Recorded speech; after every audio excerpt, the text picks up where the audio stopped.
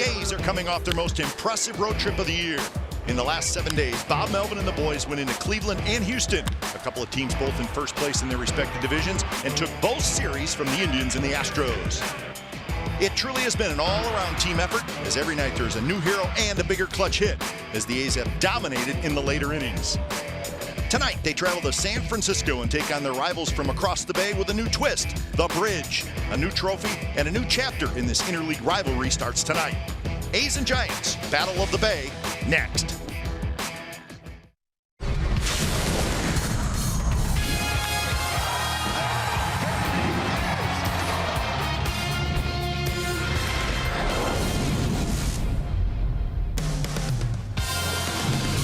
Well, we are at AT Park in San Francisco for the Bay Bridge Series, and the A's right now are the hottest team in baseball, and it should be a fun weekend here in San Francisco. It's the Oakland A's and the San Francisco Giants coming up on NBC Sports California, powered by Xfinity. Hi again, everybody. Welcome to Oakland A's Baseball. I'm Glenn Kuiper. Well, the A's come into this Bay Bridge Series as a very, very confident team, and they're confident for a whole bunch of different reasons. Most of it is from what they have done in their last 24 games. They are 19-5. That's the best record in the majors over that span, scoring a bunch of runs, 37 home runs in those 24 games. You get right down to the pitching, but maybe the most important thing, look at the come-from-behind wins. 11 of the 19 wins over that stretch have been come-from-behind wins. So a lot to talk about when it comes to the A's. To bring in my broadcast partner, Dallas. Braden, Dallas, what do you make of all those numbers outside of the fact that the A's seem to win every day? They're swinging it, Kai. They are swinging it. But realistically, guys, it's perseverance. The ability to know that you're going to hang around this ball game, just give them a chance, and the timely hits, they will come. 11 late inning come-from-behind wins, Kai. That is amazing. So when you talk about going through that AL Central like they did with the fervor in which they did it, and then you come into H-Town, Houston, you take 3 or 4 from the defending World Series champions, these boys are rolling. And you know what? Good challenge for the A's tonight. They're going up against a very good left-hander, Madison Bumgarner. Just his A's start, he was on the disabled list, but he has not been at his best the handful of times that he has faced the A's in his career. That's right, Kipe. The track record speaks for itself. When we know about the postseason heroics and the postseason accolades for Madison Bumgarner, but what the Oakland A's present is his toughest test for a team that he has faced at least 5 times, sporting a 5.18 ERA.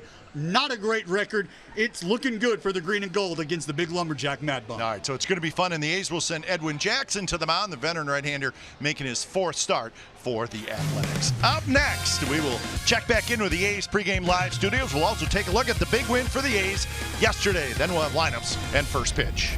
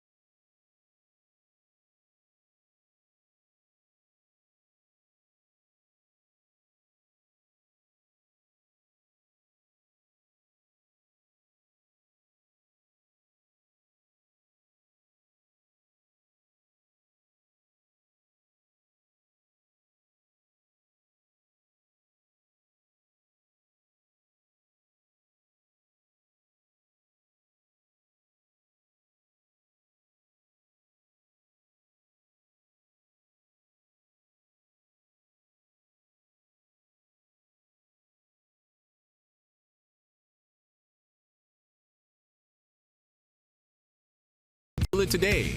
Toyota. Let's go places. By Southwest Airlines. Low fares. No hidden fees. That's transparency. And by Jack in the Box. Try the $5.99 Jack Spicy Chicken Club combo with toasted sourdough. New from Jack in the Box. Well, we are just minutes away from first pitch, Game 1 Bay Bridge Series, the A's and the Giants. Time now for the Coors Light refreshing finish. Let's go back to yesterday, Minute Maid Park. Mark Canha, a go-ahead two-run single in Houston to cap a series win versus the world champion Houston Astros. A's won the game 6-4. They took 3 out of 4 at Minute Maid Park. And Mark Canha tonight will be playing center field and batting second for the Athletics. Stick around. Lineups and first pitch when we come back. Game 1, A's, Giants.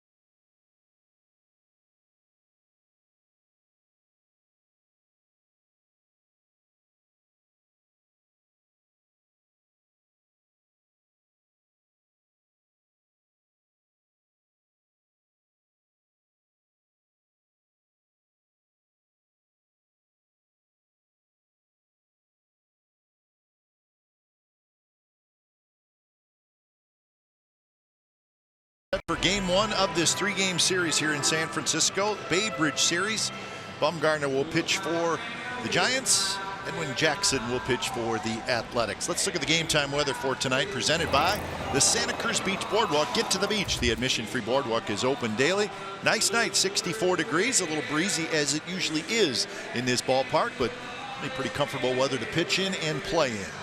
So the crowd filing in. It'll be a huge crowd with lots of A's fans coming over from the Bay Area, so it should be a very, very fun week of baseball. Oh, I am excited for this. You have got to be kidding, Kai. This is Bay Area baseball, Bay Bridge Series baseball, ready to rock. We got Marcus Semien leading off for the green and gold, followed by Canha and Lowry. A couple guys been swinging the bat very well as of late, followed up with Stephen Piscotty and Matt Olson. You got Chapman and Pinder and Lucroy down there calling signs for the man on the mound, Edwin Jackson. They're going to be taking on, that's right, the big country bumpkin, Mad Bumgarner. This guy is an absolute dynamo, making his 8th start of the season, his 6th career start against Oakland, who has given him fits, to say the least. So the San Francisco Giants are excited about their big guy back in action. And Kite, with Samardzija making the start, they've got all three of their guys ready to rock. Exactly. So the defense for the Giants will have Gorkis Hernandez in left, Steven Duggar in center, Andrew McCutcheon is in right. On the infield, Sandoval, Crawford, Hanson, and Belt, with Buster Posey doing the catching. So you got the lineups, you got the starting pitcher, you have the defense, and Bob Melvin has himself a very, very hot baseball team. The A's come in 53-41. 2 out of 3 in Cleveland, 3 out of 4 in Houston, and technically this is still part of the road trip, so they hope to have a very good weekend leading into the All-Star break. So the A's with the green tops tonight, and the Giants with the orange tops. And we're set for baseball. Bumgarner will face Marcus Semien leading off Game 1 of the Bay Bridge Series. 3 here in San Francisco, then next weekend 3 at the Coliseum. Bumgarner kicks, and here's the first pitch of the ball game, and it's a strike. So we are underway. 7:15 first pitch. Canada follow, and then Lowry here in the very first inning.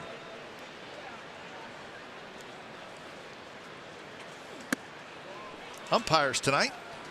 That's Greg Gibson. He's the crew chief, and he's calling balls and strikes. Vic Carapazza at first, Ben May at second, and Jordan Baker is down at third. What you're seeing from Bumgarner already, a couple fastballs, is what you're going to see a lot of. Fastballs, cutters, spin a curveball every now and then, sprinkle in a changeup if he has to.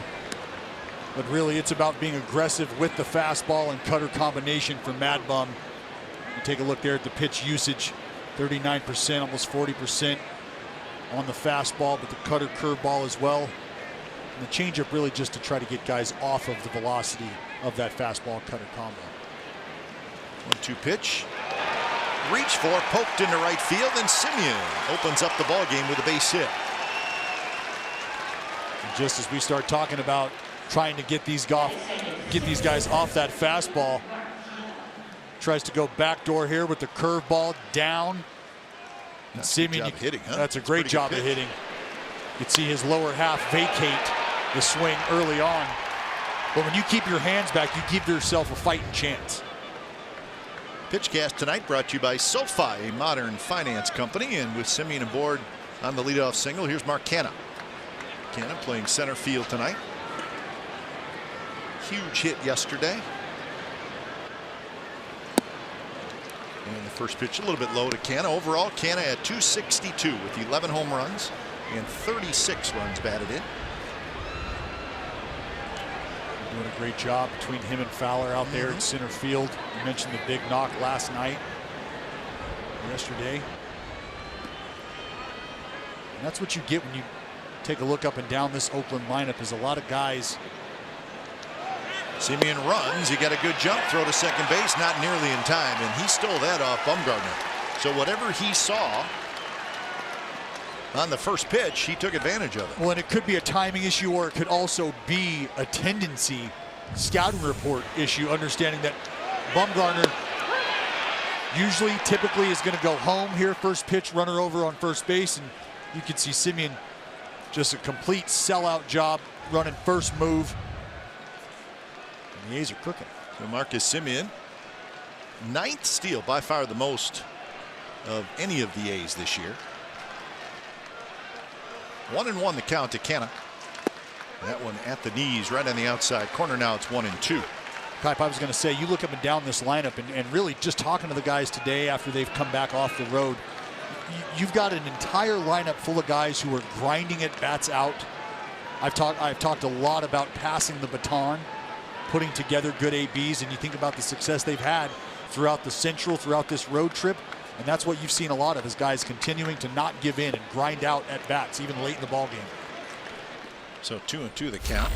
Speaking about that big knock from Canha yesterday, we'll take a look here.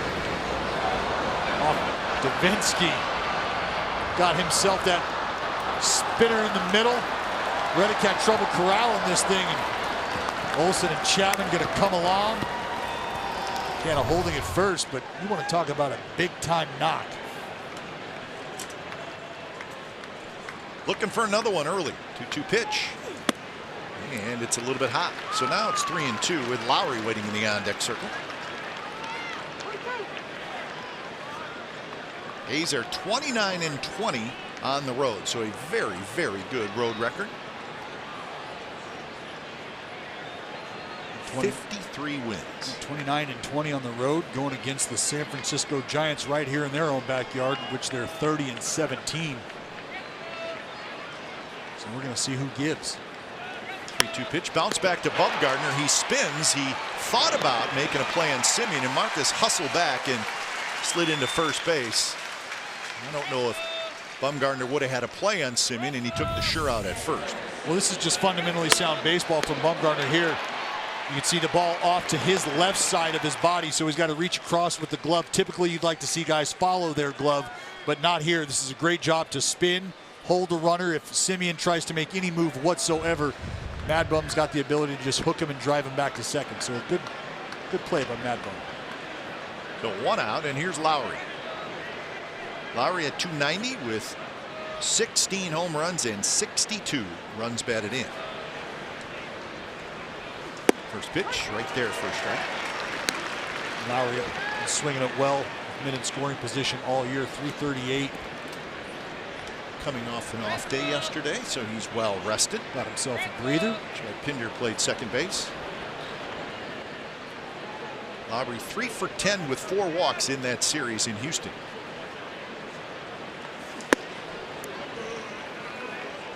Of all the A's hitters, you don't have a huge amount of at-bats against Bumgarner, but for Lowry a fair amount. He's 5 for 18.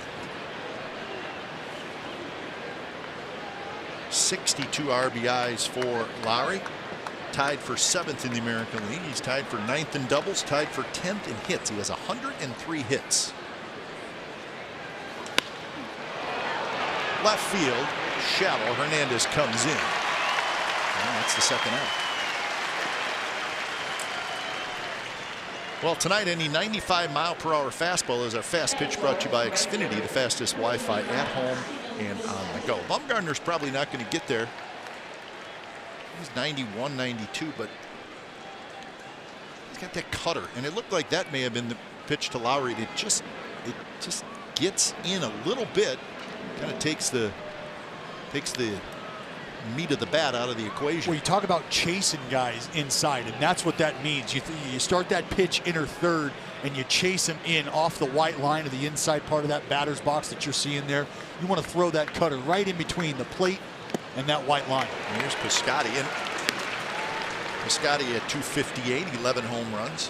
What do you think it is that makes Bumgarner tough? The delivery's a little funky. Yes. It's really a 3/4, kind of comes from way around. It's a side slinger. He's got long extremities. He pitches from the third base side of the rubber. The angle he creates as well, Kite. That's exactly what I was just going to say.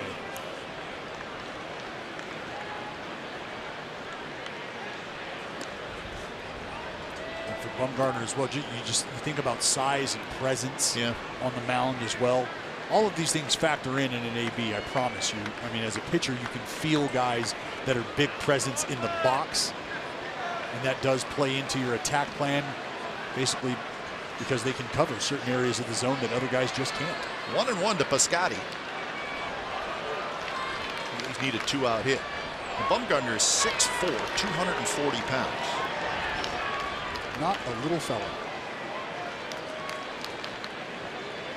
And pitches with a chip on his shoulder. Yes, he does. That's what makes him so good. The competitive fire burning.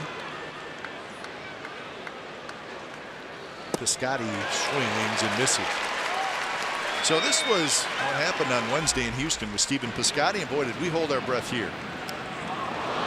Yeah, it's cause for concern. You take pause, a collective gasp, because you're hoping if that's off the top of the hand, we got a lot of little bones going on in there. That could be troublesome. Maybe if it's off the wrist, you think about the ability to swing the bat, roll the pole, if you will. But he was back in there yesterday.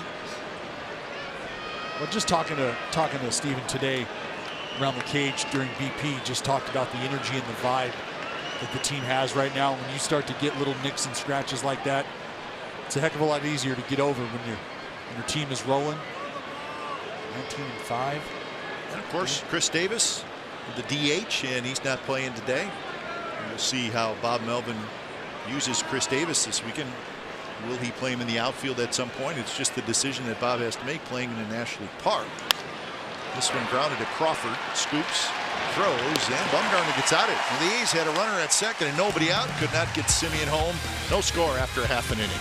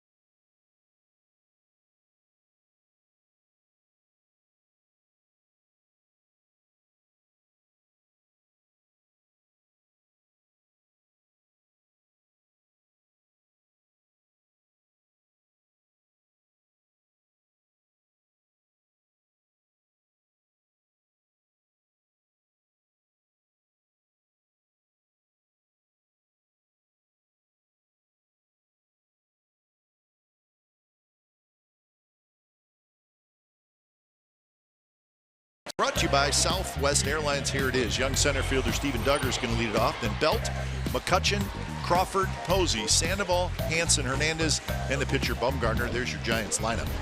They're taking on our man Edwin Jackson. 3 starts thus far this season, has been great. Doubled up against Cleveland the last 2 times around. 12 1/3 innings over that span.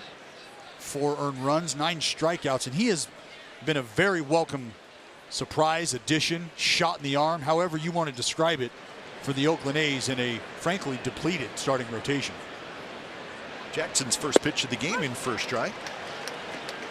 Facing Steven Duggar, who is playing in just his 4th major league game.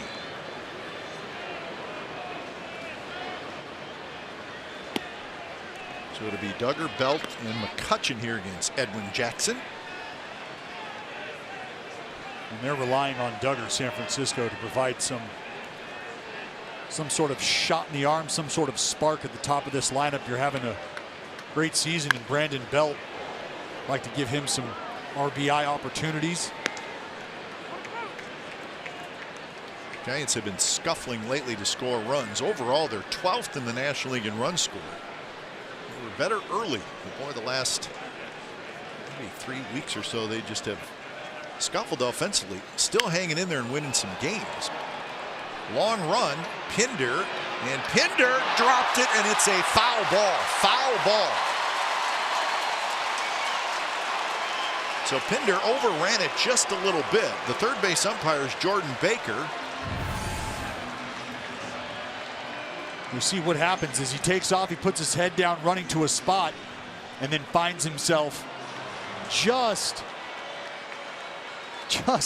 overran it just a touch out of the heel. Luckily, he was on the foul side of that line. Well, the Giants are trying to figure out if they want to look at this.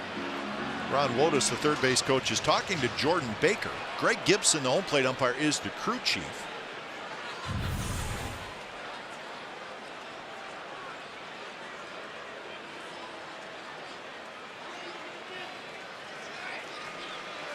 Looks like they're going to take a look. Boch is going to have him take a gander, and this is a tough one. I feel like it's a foul ball, and again, I just don't know if there's enough to overturn this original call.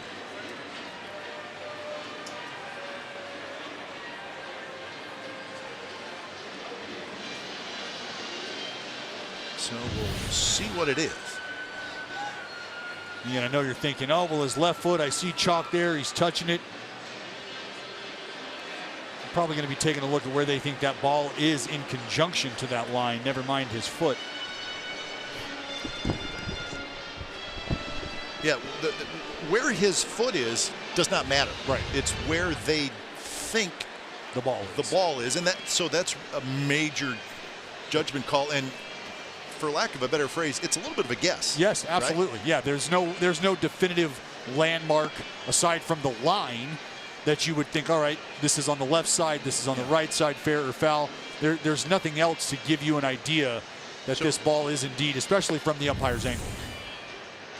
See, so the umpire has to decide, is the ball here, is it fair or foul? And that's a very difficult call. And that's why you'll see an umpire, as the play is being made at times, you wonder, why did he signal fair or foul on the ball instead of maybe signaling out? And it's to determine that that was a foul ball. So if this does indeed happen, there is no dispute, as we see here, foul ball. So the Giants lose the challenge. I'm surprised they challenged it, because it didn't really look like there was anything for sure, because again, it is a bit of a guess by the umpire. So it is an error. So you have to give Pinder an error on the play. And another opportunity for Duggar. The count is 1-2.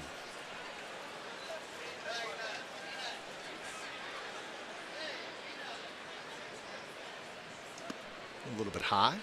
95 miles an hour from Edwin Jackson.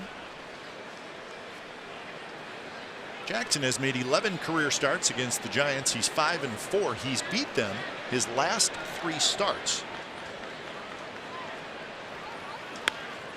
Now, of course, Jackson has bounced around a lot. We know that. But he beat him twice in 2016, and he beat him once last year.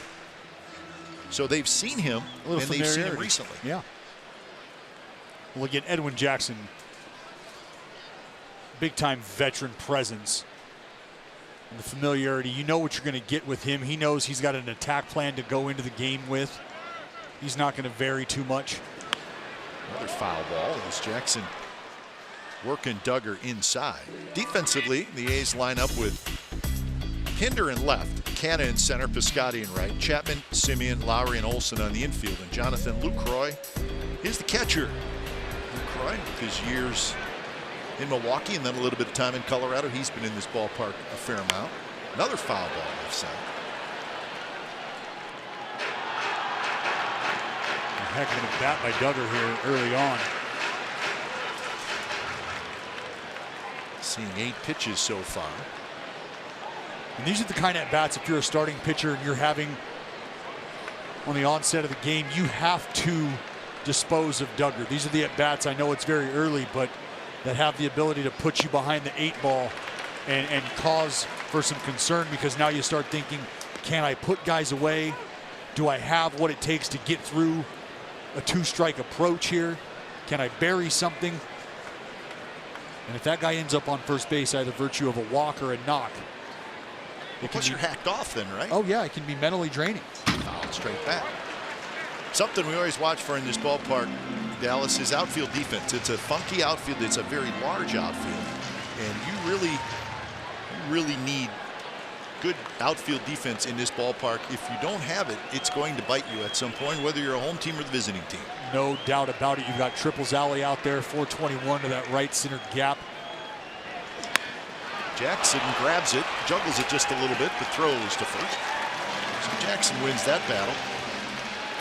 Took 11 pitches, but he'll take it. Much needed for Edwin. He'll run that over to first, take that slow walk back to the mound and gather himself.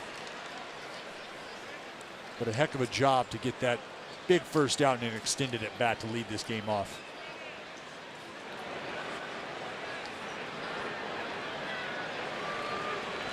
So with 1 out, here's Belt.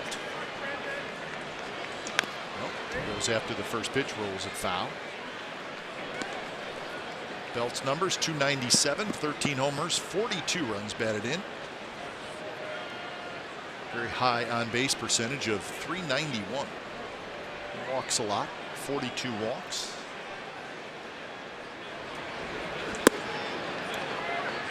You mentioned Brandon Belt having a very fine season, probably his best season in the big leagues to date. OPS right around 900, I believe. Shift is on for Belt. The lines one toward right, sinking fast, but Piscotti grabs it, 2 outs. And generally, talking about the outfield defense, Dallas, you could play a little more shallow here in right field. Sure, you got that wall jetting out over there.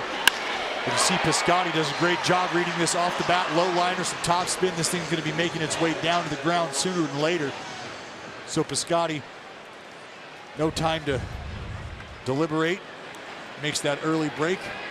And again, a very underrated, difficult play for an outfielder. That ball hits squarely right at you with a little topspin coming down. 2 outs. Here's Andrew McCutchen. Still strange to see McCutchen in a uniform that's anything but the Pittsburgh Pirates. Right. 9 homers, 39 RBIs. Taps this one right side. Jackson picks it up. Jackson throws, and they get McCutchen. So it's a 3-up, 3-down inning for Edwin Jackson. No score after 1.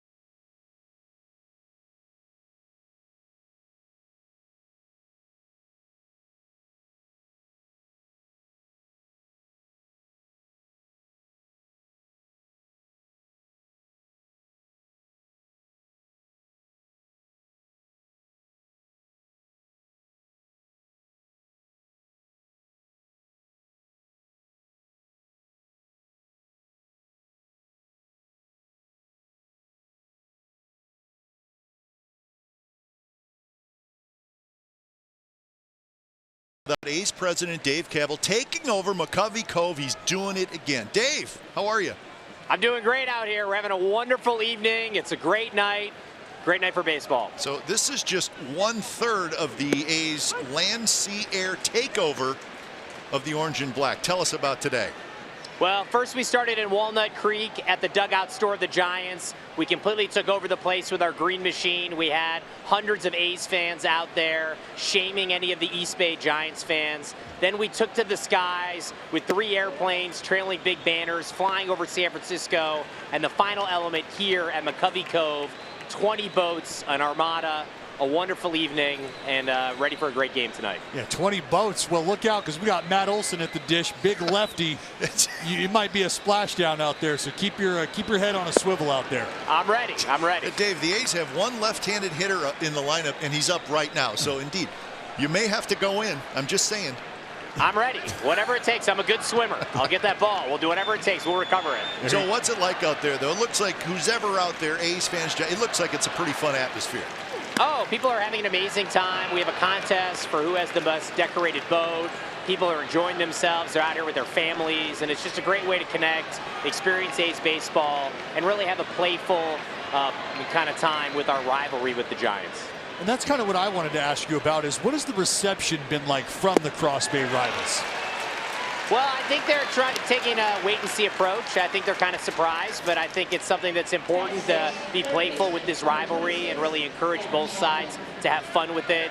It's a great tradition. We want to build on it. We have a trophy now, the bridge, that commemorates who wins the season series. These are all great aspects to this rivalry. So, Dave, can we officially call this the cavalcade? I mean, well, Dallas, I think, has that trademark, that phrase. But Yes. I'll go with it. I'll run with it. It's fine with me. That's great. Very apropos. So you said you got like 20 boats. They're decorated with the green and gold. So the A's fans have shown up. They showed up this morning at Walnut Creek. They're showing up with you out there. You had the planes going over today with the green and gold banner. So this was a full assault. It was a full assault. We also had the escort. We had Oakland PD with their boat. We had Alameda fireboat. It was shooting the water in the air. It was a great way to escort us into the cove and really make a splashdown. There's the banners that were flying over earlier today, right over AT Park and around the ballpark. Rooted in Oakland. So just letting them know we're here. So anyway, so is it cold out there, David? It's not a bad night tonight. I know it can be cold in this ballpark, but it looks like it's pretty comfortable out there. Right now, it's very comfortable. I mean, I think in about another hour, it's going to get quite cold. We have layers. We all live in the Bay Area. We know this place works. And we saw the fog coming in. But we're ready to go. We're ready to obviously cheer on the A's here tonight and really make sure we have a nice evening with our fans here in the Cove. Now, what are the odds, Dave? What are the odds that a big play, a big run scored, that somebody in a celebratory fashion, whether on purpose or accidentally, ends up swimming in that cove? You know what? I think it's a high degree of likelihood. But we have a plan for that. The Coast Guard is here. We'll throw some stuff overboard. People have their, life vests on. Safety's important. And we'll make sure that everyone comes back in one piece. Well, we know A's fans, I mean, they can be a little crazy sometimes, Sure. and we like that about them, right? True. Yeah, they're high energy, very knowledgeable, love their team, which is important. And you know what, Dave, obviously it's fun over here. You're having a good time, but we're really looking forward to next weekend. It's going to be a great weekend, and we're expecting big crowds. We're going to celebrate 1989, so this is sort of a tune-up for a really big weekend next weekend. Yeah, it's going to be huge. 3 of our biggest crowds in many years, a great rivalry to celebrate, the Bridge Trophy on the line, and obviously the 1989 team to celebrate and have a great party on that Saturday. And so it should be a great weekend of A's baseball at the Coliseum, and we encourage people to come out and see the games. Oh, and 1 the count to Pinder, and he bounces one. Sandoval picks it up, fires across. Dave, thanks for joining us. Have fun out there, and good job today. It's been a lot of fun. Thanks. Go A's, guys. So A's president Dave Kaval taking over McCovey Cove for the 2nd year in a row. We'll be back.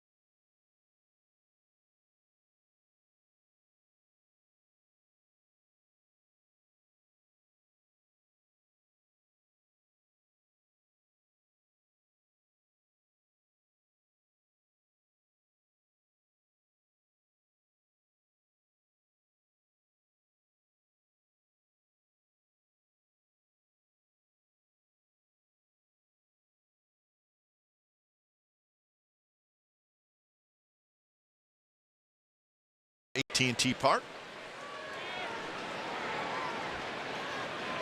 They all get along.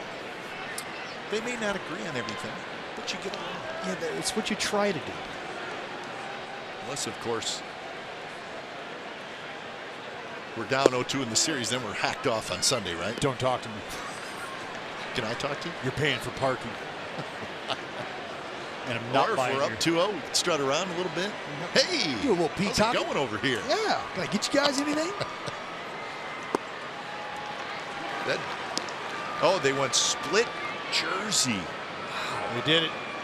I didn't know that was possible. The split hat did it. thing, of course, was big for a while.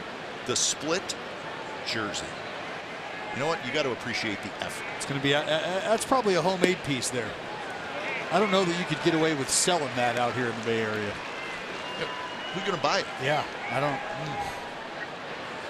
House divided. If you're going to wear it, you got 6 games to wear it this year.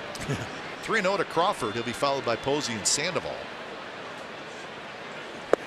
And that one right down the middle from Jackson. Crawford struggling a little bit during this homestand. 120, 3 for 25. And a great year. 295 overall, 10 homers, 39 RBIs.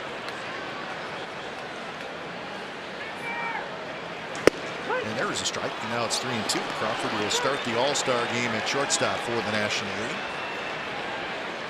And at the count 3-2, the A's shift around on the infield. Marcus Semien jogs all the way over towards shallow right field. That's the way they're set up now. They were not set up like that on a 3-1 count. Hit hard. Olsen backhands. Olsen will take it himself. So we just talked to Dave Cavill.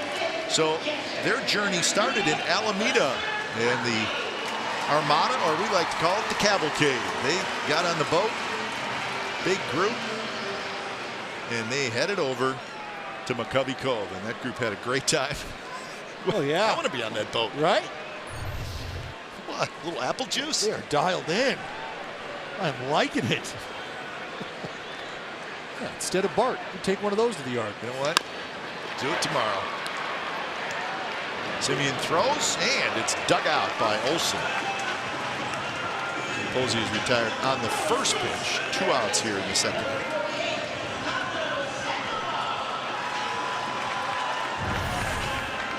Ole on the back end, doing a great job. And you see how he has his left leg sort of splayed open, and it gives him an opportunity to work that glove all the way through and out in front of his body. If you cut yourself off, now you're forced to compromise angles and an ability to get to a baseball. So for him to kick that left leg out like that and be able to work that glove all the way through the ball, that's it's pretty good picking over there by the big fella. 1-0 to Sandoval. And you know what? That pick right there, that's that short hop pick. Yeah. And that's not a real hard play. A good first baseman makes that pick. Yeah. It's that kind of that in-between hop. It's that ball that almost either hits the cut of the grass or bounces just in front of the grass, right on the dirt. Those are the tough. He can just pick this. This is a short hop. See, that's not a hard play for a first baseman. Right. You know where that you can almost feel that ball enter the glove before it does, because you know you've made that play 10 out of 10 times your entire life. But if that ball bounces maybe another foot in front or 18 inches, then it's a hard play. Very difficult. And that's where sometimes you'll see guys work the bag a little differently. If you've got a slow runner, you can back up to the backside of the bag and give yourself an opportunity to get a bigger hop, as opposed to trying to catch that thing while it might even be picking up speed. Tap slowly.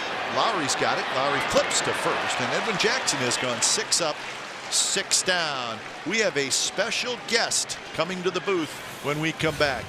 It's big, it's strong, but it doesn't say much.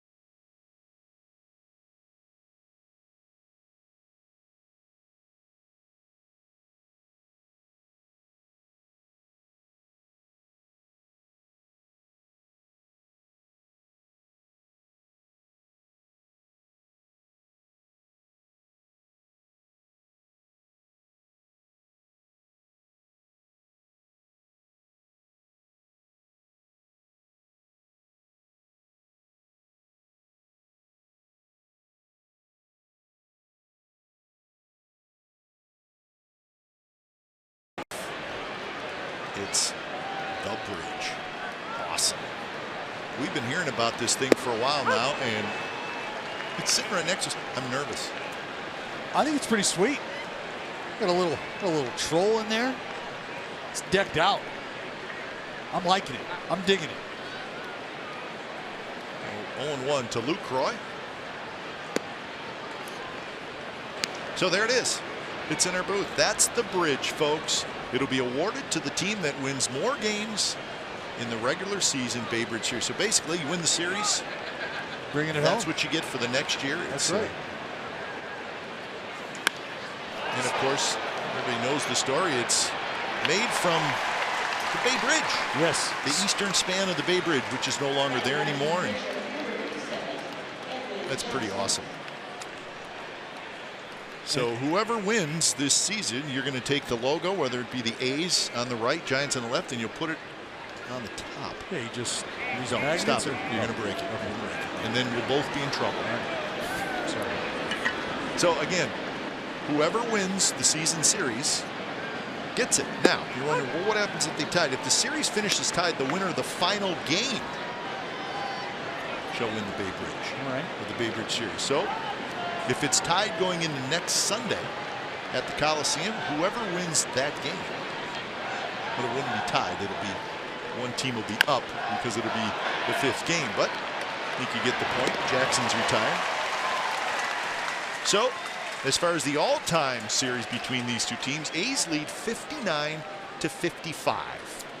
So they have been playing since 1997. So does that mean that we should keep it at the offices at Jack London Square just for the time being, because we kind of, I mean, that is the unofficial Actually, I think home that's fair, for it at this point, because right? we do lead the all-time series. So, and make them, if the Giants were to win the season series, which I don't think is going to happen, make them come and get it. Yeah, you know where it's at.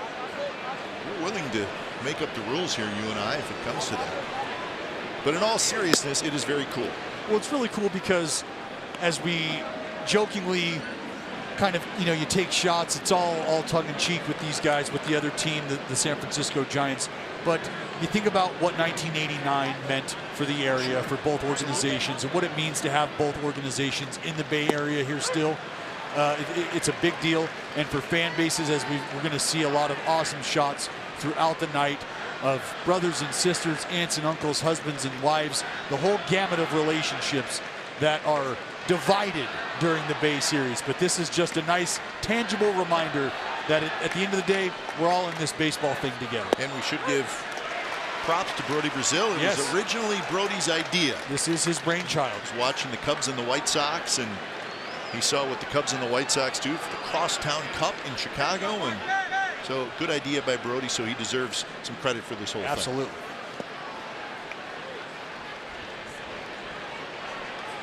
See, working it out.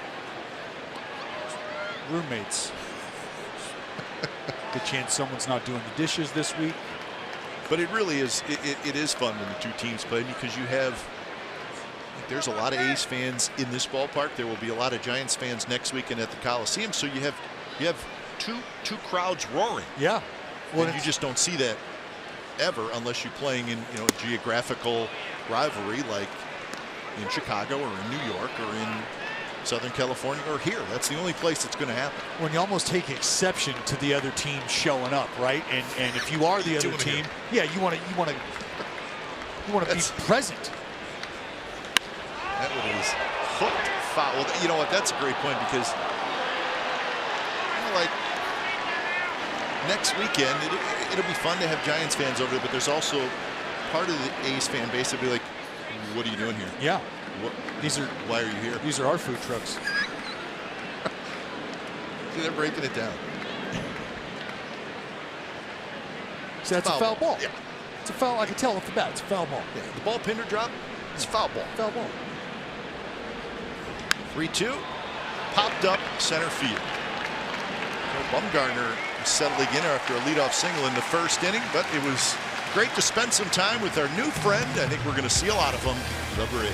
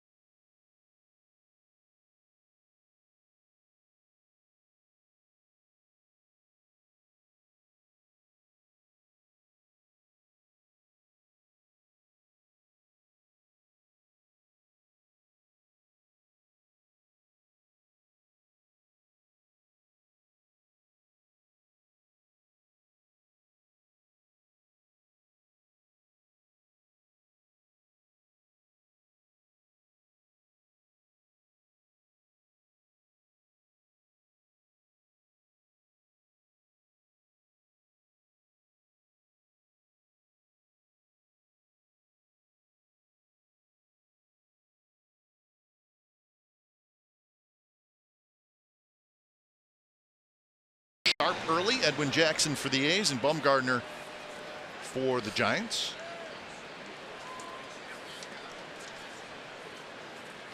A lot of low-scoring games in this ballpark. You can imagine why. That nice marine layer comes in and lays a blanket down and stifles the opposing offenses as well at the home. Lowry out, Piscotty in, and there's a small collision. And Lowry wincing a little bit. He did hold on to it. And now we're going to hold our breath.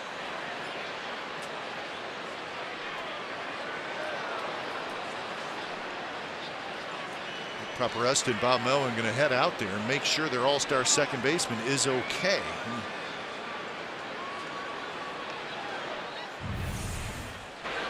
You can tell as this ball starts to go up, you can see Pinder on his horse. He is absolutely, Piscotty, excuse me, is absolutely busting it. Can't really tell if there was any communication going on. His ankle got underneath Piscotty a little bit. Jed is standing up.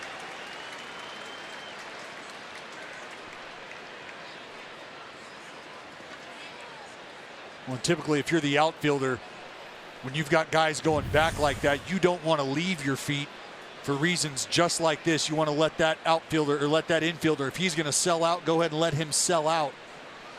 And you sort of have to back up and be the judge of what's going to happen next.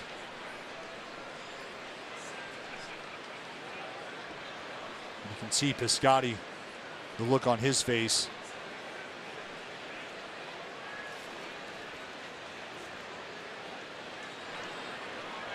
And he's walking slowly, but it looks like he's going to stay in the game.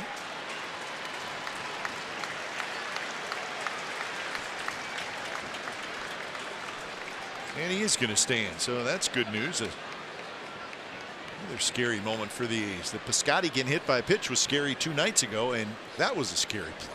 Scary for a couple of reasons. One, first you think about losing a guy like Jed Lowry and what that would mean to the ball club, but then you think about him not having the opportunity to potentially go to that all-star game. Exactly. And that would be horrible. So 1 out. Here's Gorkis Hernandez, who takes a little bit outside.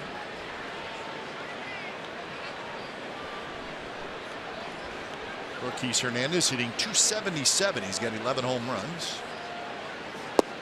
Wrestled an everyday job out of the Giants outfield, and he's done a pretty good job. Yeah, we did not expect Gorkis Hernandez to come up and come in and make the impact he's made for them. And a career best 11 home runs. And a strike in the inside corner. 7 straight retired by Edwin Jackson. There's that backup cutter.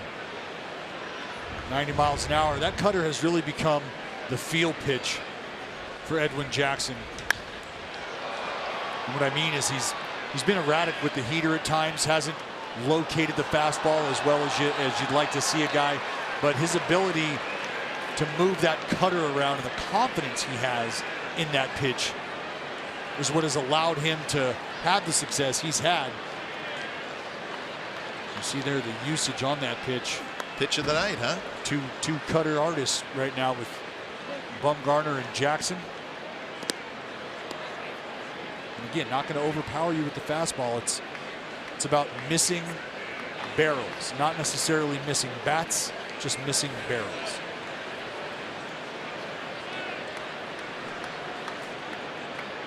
Two and two the count to Hernandez. Here it is, and it's driven to center. Canna goes back a couple steps, and he's got it. So that's 2 outs. A's made a move today. Jeremy Bleish, who's a left-handed reliever, was brought up from AAA. Josh Lucas was optioned to AAA. Andrew Triggs transferred to the 60-day disabled list. So the A's get a second left-hander in their bullpen, and there he is, Jeremy Bleish. And when he gets in the game, he'll be making his major league debut. So 2 lefties for the weekend.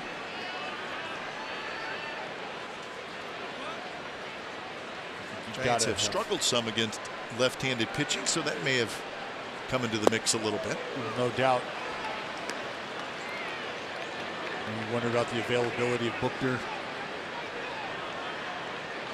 So identifying the need for a lefty here. I mean, they're sporting 4 lefties in the lineup. So there was no doubt that there was going to be a need for the help. 1-1 to Bumgarner.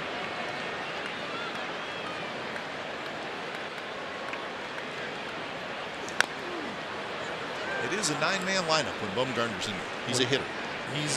He's not a guy that you just mull over in the scouting report. You have to have an understanding and you have to have a feel for what he's trying to do with the dish, which ultimately is go big fly. He's got 17 career home runs. Tries this one to left. Pinder's back. Pinder on the move, and Pinder caught it. Bangs into the wall. Let's hope he's okay, as he hit the wall pretty hard, but he made the catch in deep left center field. So nice play by Pinder, and it's 9 up and 9 down for Edwin Jackson.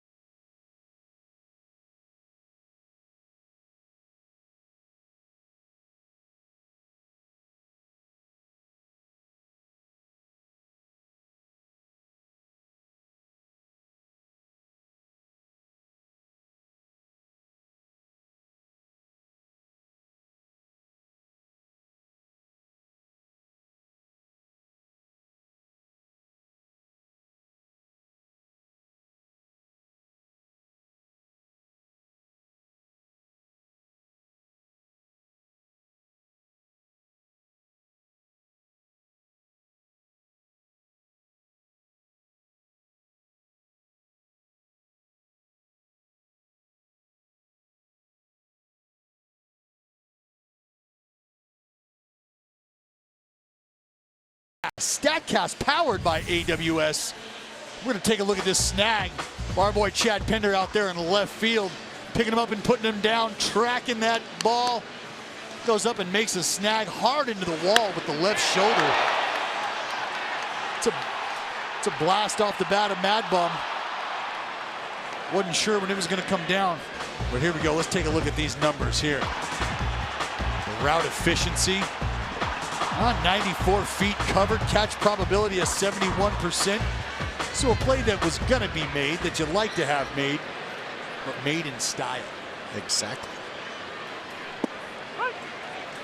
So top of the 4th inning, no score. Just 1 hit in the game, and that was by the first hitter of the game, Marcus Semien, who dropped a single into right field. Nothing since. The A's with the only scoring opportunity. They had Semien at second, nobody out in the 1st inning, but could not get him home. We've seen some early contact from both sides. Gorkis Hernandez has it. Canna's retired. 1 out here in the 4th. As you see there, the old adage, we want you out of there in 3 pitches or less as a pitcher, whether that's you standing on first base or you dragging your bat back to the dugout, we'll take it. And both men have done a good job of that thus far.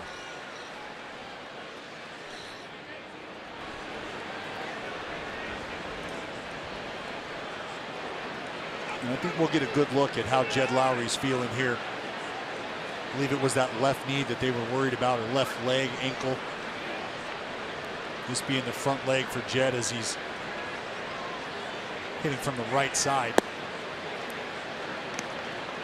So 1-0 the count to Lowry, who hit a fly ball to left field in his first at bat.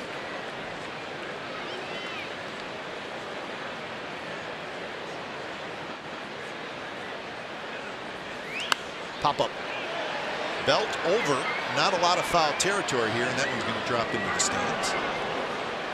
So the count 1-1. A's coming into tonight 8 games back of the Astros, 5 games back of the second place Seattle Mariners, and 5 games back of the second wild card team, the Mariners. And the Mariners are opening up a series in Colorado, and right now the Rockies lead Seattle 10-3 in the 7th inning. So maybe some help. Well, we talked about it earlier in the season. Heck, maybe even just a month ago or so. But how fun it is now to be able to stare at that out of town scoreboard, and it means something. You're tracking the progress of some teams who might be in your way. Hurdles, as I like to refer to them as. And the Astros won tonight at home. They shut out the Detroit Tigers by a final score of 3-0. So that game over already.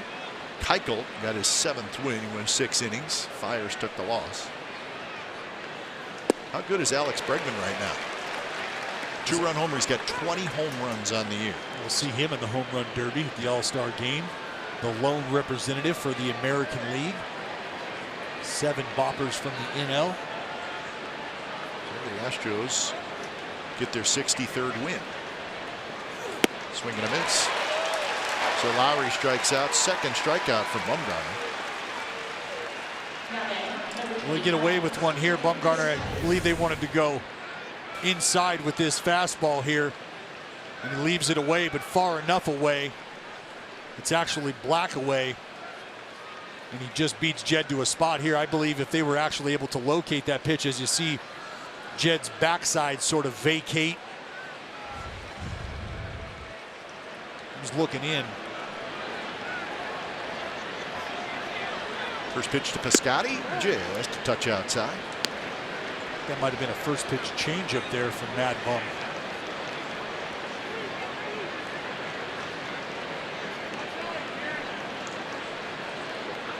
Piscotty ground out to short to end the first inning. Another ground ball to short. Crawford scoops. Throws in time. 12 in a row retired by Bumgarner. Bottom of the 4th coming up. He'll score.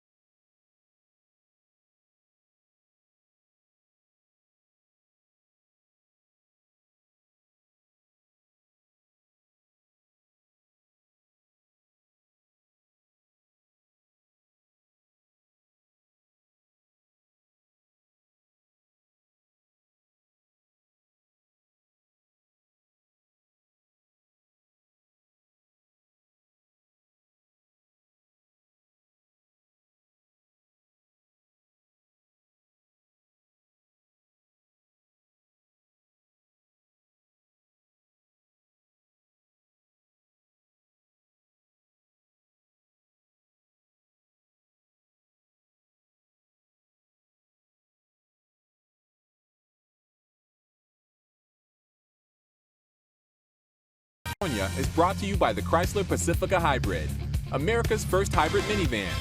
Test drive one today. No score. Bottom of the 4th inning. Good old-fashioned pitcher's duel. Edwin Jackson has retired the first 9. As he'll face Duggar, Belt, and McCutcheon And as the sun goes down and the marine layer hits, it has cooled off quickly here at the ballpark. Not surprised. The temperature starts to cool off. That breeze will pick up just a little bit right here on the water. 1-0 pitch, line to right, base hit. Duggar's got great speed. Piscotty cuts it off. Duggar's going to try for second.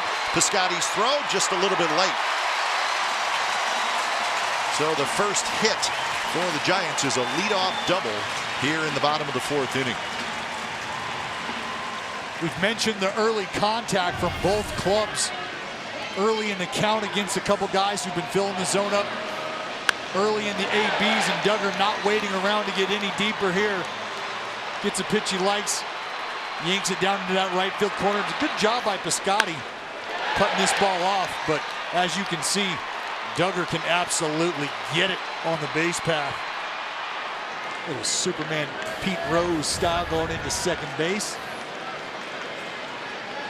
So here's Belt. Lowry trying to keep Duggar close. Swing and a miss. Keep it away. Trying to keep Belt from pulling it. But yet the way the A's are shifted, it's what Belt does. So we'll see who wins this little cat and mouse game. We talk a lot about having to pitch to the shift or scouting report, however you want to categorize it. Olsen looked at third, and he'll step on first. So Belt hooked that one, and he gets the runner over. Runner at third and 1 out. Hey, NBC Sports California has compiled the A's top 50 memorable moments in Oakland. We want the fans to pick the most memorable. Tonight, Dallas Braden, he's hot. He's really hot. Perfect game in 2010 versus the A's clinched the division in the year 2000. That was the first time they clinched the division since 1992.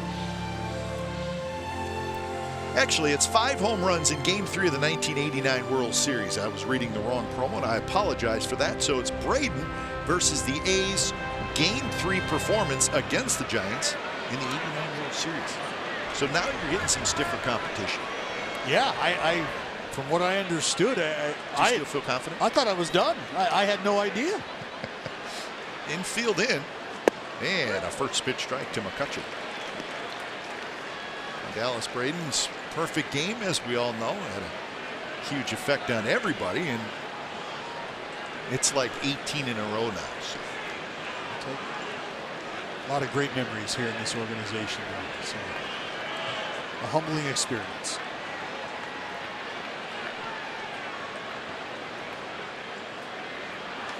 Tapped foul, and Jackson, who needs his first strikeout right here, is ahead of McCutchen 0-2.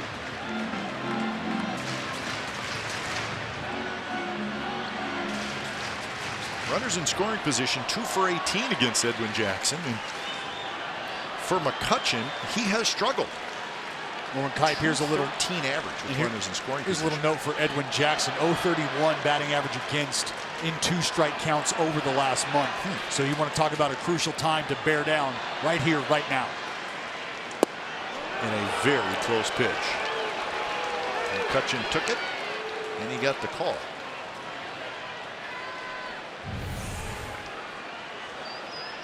Tries to go out. It's a good teaser. That's a great pitch. You see Lucroy doing a great job of presenting that. I think they might go out there again. In the dirt, McCutchen takes this one.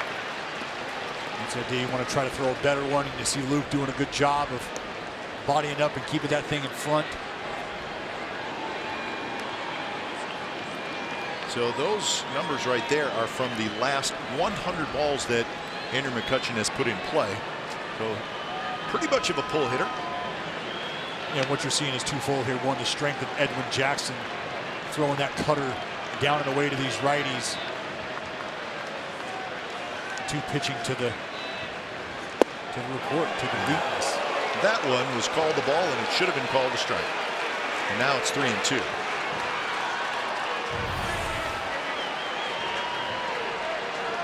First of all, how can you take that pitch? Second of all, how can you not call a strike? Yeah, got to have that. I think Greg Gibson knows he missed it. And I think in a roundabout way, if you're Edwin Jackson out there, kind of chuckling to yourself a little bit without showing the home plate umpire up, you convey your message.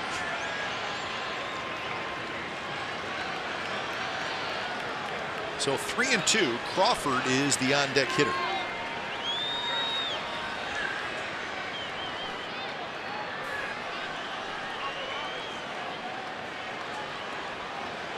McCutcheon probably getting a little antsy. 3-2 pitch is reached for, poked foul. So pretty good pitch by Edwin Jackson right on the corner.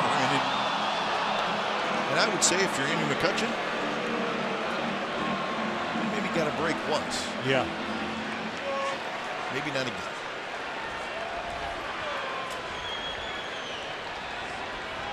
Outfield, straight away, deep infield in.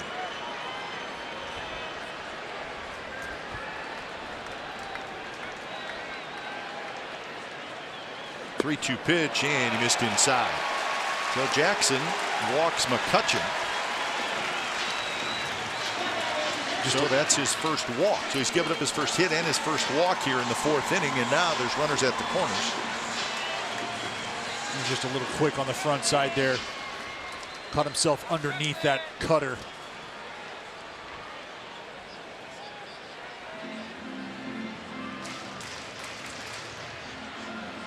So here's Crawford. A good hitter, struggling, as you said, Dallas. He hasn't had the best homestand, and hasn't really been swinging it well with runners in scoring position. 211. That's a surprise.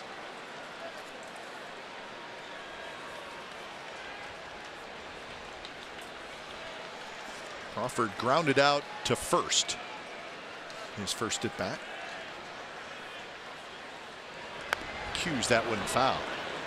Well, if you think about the Giants struggling offensively, and you see Crawford hitting .211 with runners in scoring position, and you see McCutcheon hitting .213, those are two very good hitters that are not hitting very well with runners in scoring position, and they're going to hit in the middle of the lineup every game. Well, that's, I mean, if you're going to eat, you got to have the meat and potatoes, and that's the meat and potatoes right there in this lineup.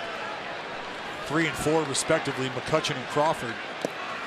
And two, I mean, they're a team that's not going to hit a huge amount of home runs, so they need the runners in scoring position, and that has not always been there this year. But still, with all that said, the Giants 3 games back in the division, 4 games back in the wild card, so managing to hang around. When you think about offenses like that, as you mentioned, guys that aren't going to bang the ball out of the yard, think about creating offense. Maybe a situation here where you start McCutcheon, see if Crawford can hit behind him. McCutcheon not running, and the ball's hit foul left side. So now Jackson again ahead in the count, needing a strikeout.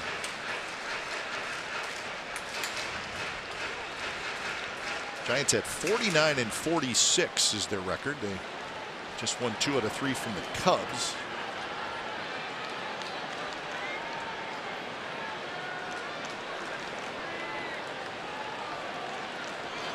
Middle infielders looking for a ground ball.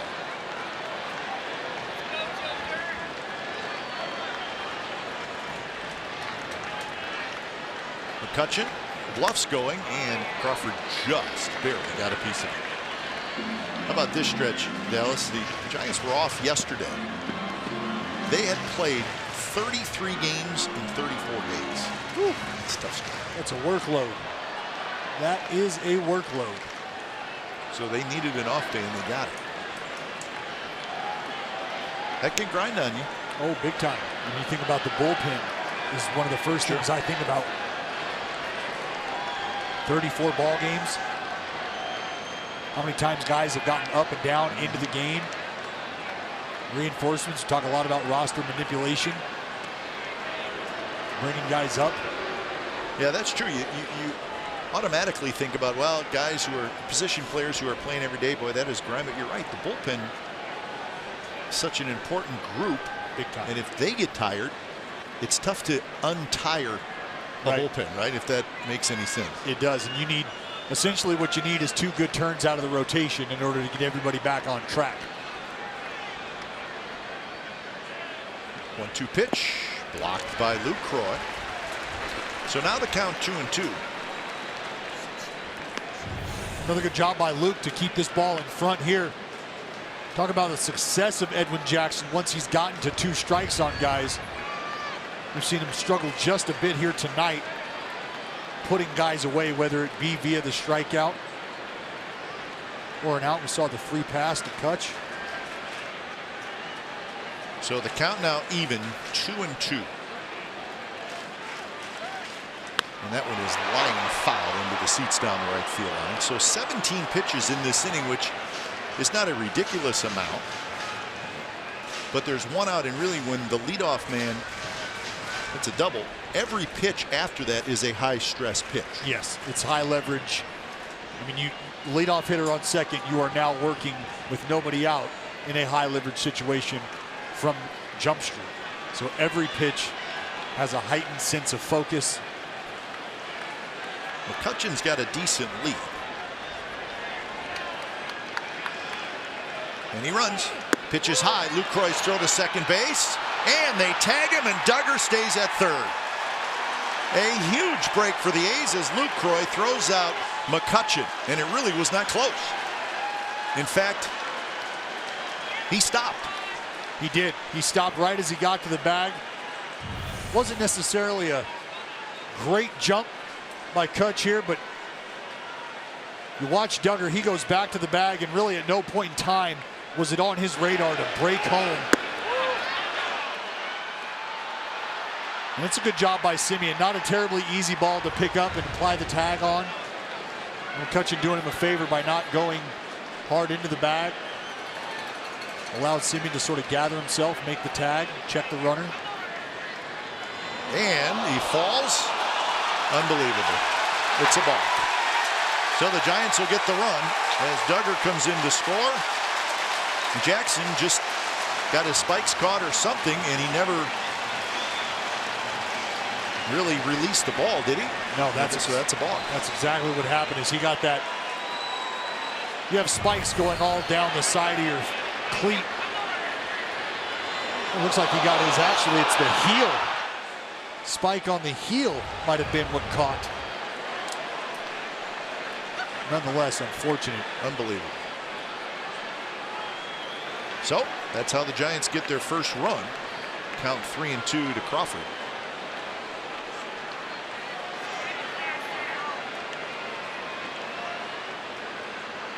And that pitch misses outside. And now Edwin Jackson is fired up. Scratch that run across, and he knows that's on his shoulders here, and he knows he's given up a few free passes in this inning.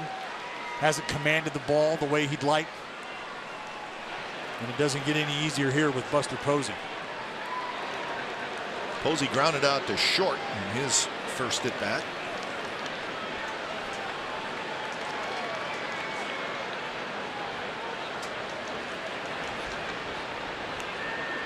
First pitch, just a little bit low. Posey was named to the All-Star team for the 6th time. He will not participate. He's been playing with a bad right hip inflammation, and he's going to get a cortisone shot after the game on Sunday. And just let it sit, let it rest, and hopefully be ready for the Giants be ready for next Friday. Talk about that division. Sort of log jam. Buster Posey obviously a huge part of what the Giants. So there's the West, and it is tight. Dodgers, Arizona just won, so they tie the Dodgers right now. Colorado 3 back, and the Giants 3 back.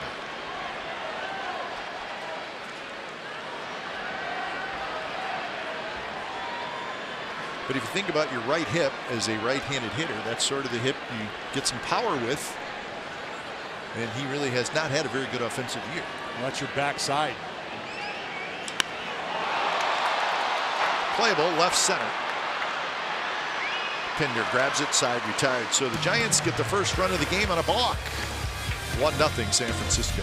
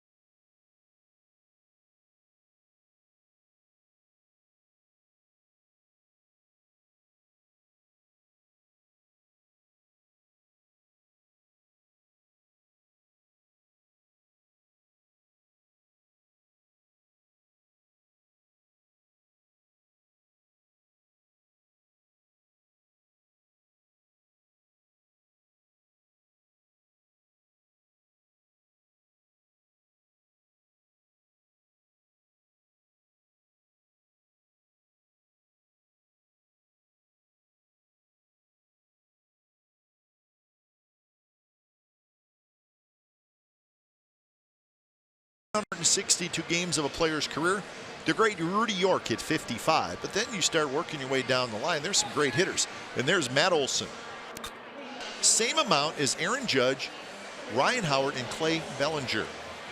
And nowhere near the love, nowhere near the hype title. Nope. But a very deserving young man. Of course, last year, 24 home runs in 59 games. This year, Olson has 19 home runs, and this is his 95th game.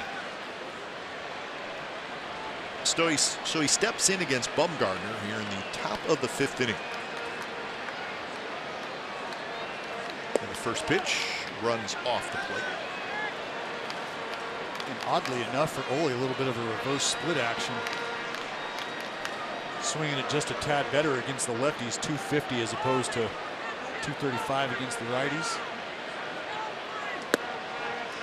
Well, now he's ahead in the count at 2-0. And this might be one of the funkiest left-on-left matchups you're going to get as far as delivery and mechanics from the mound and the stance at the dish from Matty O. A lot of long arms, right? It's a very extremity-filled AB here. So 3-0. Chapman will follow, and then Pinder. I give him the green light. 3-0 green light. Mad Bun grooves a heater. Let it eat. Oh. Drops in 91 miles an hour. Left-handed hitters this year, 4 for 31 against Bumgarner. So a little challenge for Matt Olson as he waits on the 3-1. Did you ever throw a cutter? I started to throw a cutter later. Yeah, it was just something I needed because the breaking ball for me was below average on my best day. It was just try to steal a strike, maybe show something for guys. But yeah, you start talking about, as I like to say, missing barrels and not just bats. Posey coming over. Not quite enough room. Did you sort of drop the slider and say, I'm just going to throw a cutter, or did you keep a slider and a cutter? Like, I kept a slider and a cutter, and realistically, I used verbiage so that I would mentally execute in a different way. My slider was very slurvy or even curvy at times, but I would tell myself I didn't have the velocity needed, so I would say in my head slider, knowing what I was going to get. And then my cutter at times would get a little bigger and be slider-ish and not really cutter-ish. Yeah. Swing and a miss. So Bumgarner comes back from 3-0 to strike out Olson for the second time. Let me tell you folks about Ricky Bobbleheads. The Ricky Henderson Bobbleheads giveaway is here. What better way to celebrate the man of steel than giving away a featured Ricky Fast Feet, huh? Grab your tickets at athletics.com/battle for Sunday, July 22nd versus the Giants in the finale of the Battle of the Bay, presented by Gilead Sciences. Celebrate Oakland's national treasure, Ricky Henderson, with the best bobbleheads around in town. Athletics.com/battlebay. Coming up next week, big weekend after the All-Star break.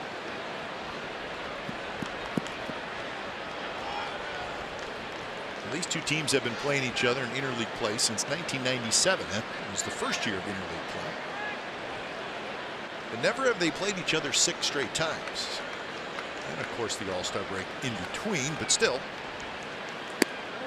interesting. You know, when you think about that, are there any two teams that have it better than the Oakland A's and San Francisco Giants headed into the All-Star break right now? That's a good point. Both teams at home. And if you're not getting the nod to DC, you'll be able to stay right here at home or wherever you're going to go. But when you're coming back, you get to come back home, because a lot of guys, you'll end up on the road on the backside of the All-Star game. Or if you open on the road second half, you're leaving Thursday. That's the thing. You leave early. So you're right. cut. You're right. No complaints here. And now 2-2 to Chapman. As we showed you earlier, the A's lead the all-time series 59-55. Last year, the two teams split a 4-game series. Got him swinging. So back-to-back strikeouts. Bumgarner's starting to settle down, starting to get into a groove here. And you're seeing it with attacking early first pitch fastballs for strikes, and then he's going curveball cutter combination, slowing you down, expanding the zone bottom. And what you're paying attention to here with Bumgarner is you see Posey set up away again, trying to go backdoor, but Bumgarner hasn't necessarily executed that pitch this evening. But what he's done a great job of, as you see there, another fastball he pours in for strike one. He's done a great job of locating that off-speed middle down. Usually when it's out of the zone, off to one side or another, that gives the hitter an opportunity to sort of spit on it and let it go. But when you're seeing that pitch middle in the zone, and he's done a good job of changing eye levels, makes it difficult to gauge where that pitch is going to give up, where it's going to end up. Jeremy Bleish, who is warming up in a big league game for the first time. It's a start. And he doesn't feel a thing right now, I promise you. Hit well to left center. Duggar's back, and that baby's gone. Pinder homers, and this game is tied at 1.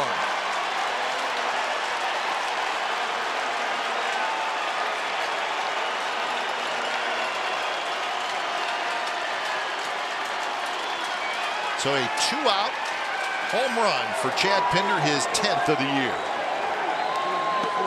Chad Pinder got a pitch he liked and swiped right. We talked about Mad Bum trying to go away to these righties here. Little backdoor cut piece didn't make its way all the way back. And heads up. Hey, Cavalcade, you got room? Yeah, that ball was right on the outside corner. So Pinder kind of went out there and hooked it a little bit. He's now with 125 home runs, and we are not to the All-Star break yet. 1-0 to Lucroy. Lucroy way out in front, lines it foul.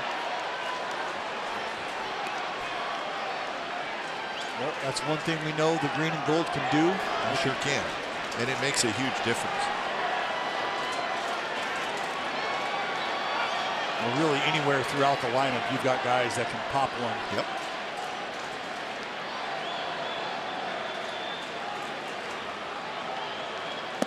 And I think that's the difference offensively with these two teams. The Giants have some good hitters, but they just don't hit a lot of home runs.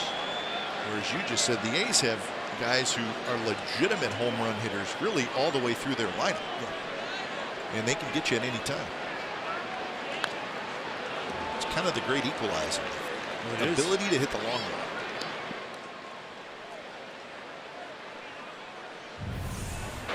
All right, our good friends at StatCast going to bring us some numbers here on the long ball off the bat of Chad Pinder. 107 off the bat of Chad. Hot 26-degree launch angle, right in that sweet spot, 412 feet away from home plate. 2-2 the count to Lucroy. A little bit low. Edwin Jackson will be next. Edwin Jackson with new life in a 1-1 game.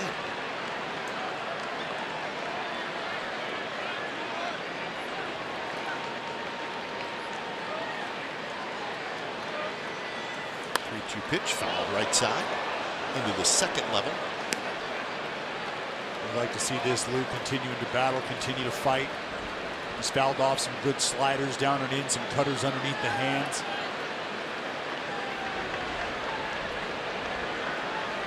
I think they might try to go back door here, see if they can get Bumgarner to execute. Looks like they're going to go down and in. And he missed outside. Bumgarner thought it was strike 3. And it may have been. Well, if you're giving him any integrity to that little box there, that was, you can see another failed execution for Bumgarner, and I think that might be playing into the non-strike call there, as it happens quite a bit at this level. If you don't execute, a lot of the time the umpire just will not be as giving. And here's Edwin Jackson. Crawford's got it. He'll go to second. Side retired, but the A's tie it. Chad Pinder with his 10th home run of the year, solo shot. Bottom of the 5th coming up from San Francisco. It's now a 1-1 game.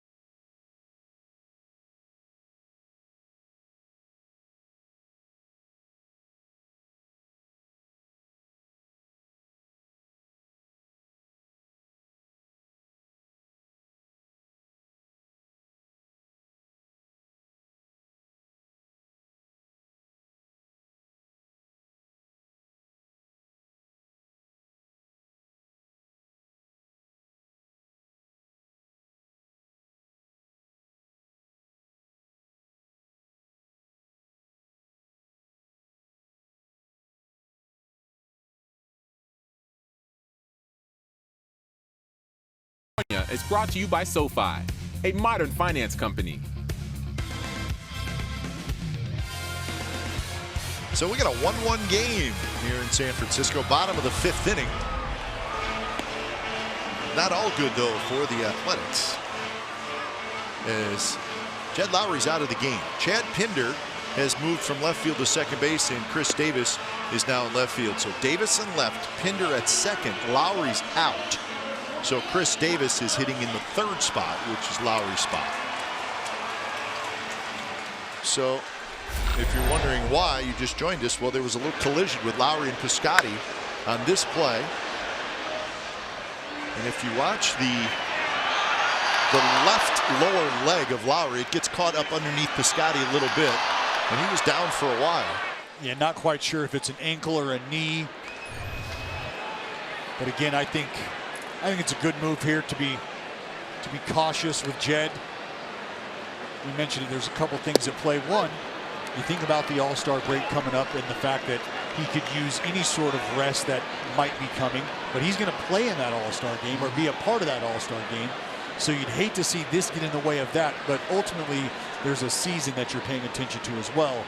And a healthy Jed Lowry really bolsters your opportunity to have a successful second half, and that's what I think they're paying attention to.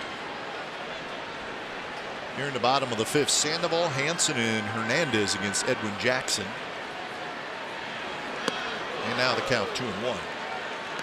2 walks, no strikeouts for Edwin Jackson. He had 7 strikeouts in his first start, 6 in his second start, and 3 in his last start at Cleveland. Sandoval check swing, and he went around.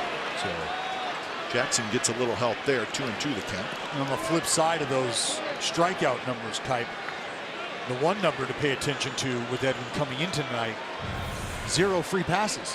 Hadn't walked anybody. Yep, good call. See Pablo on the hack there. That's a strike. And that hits Sandoval.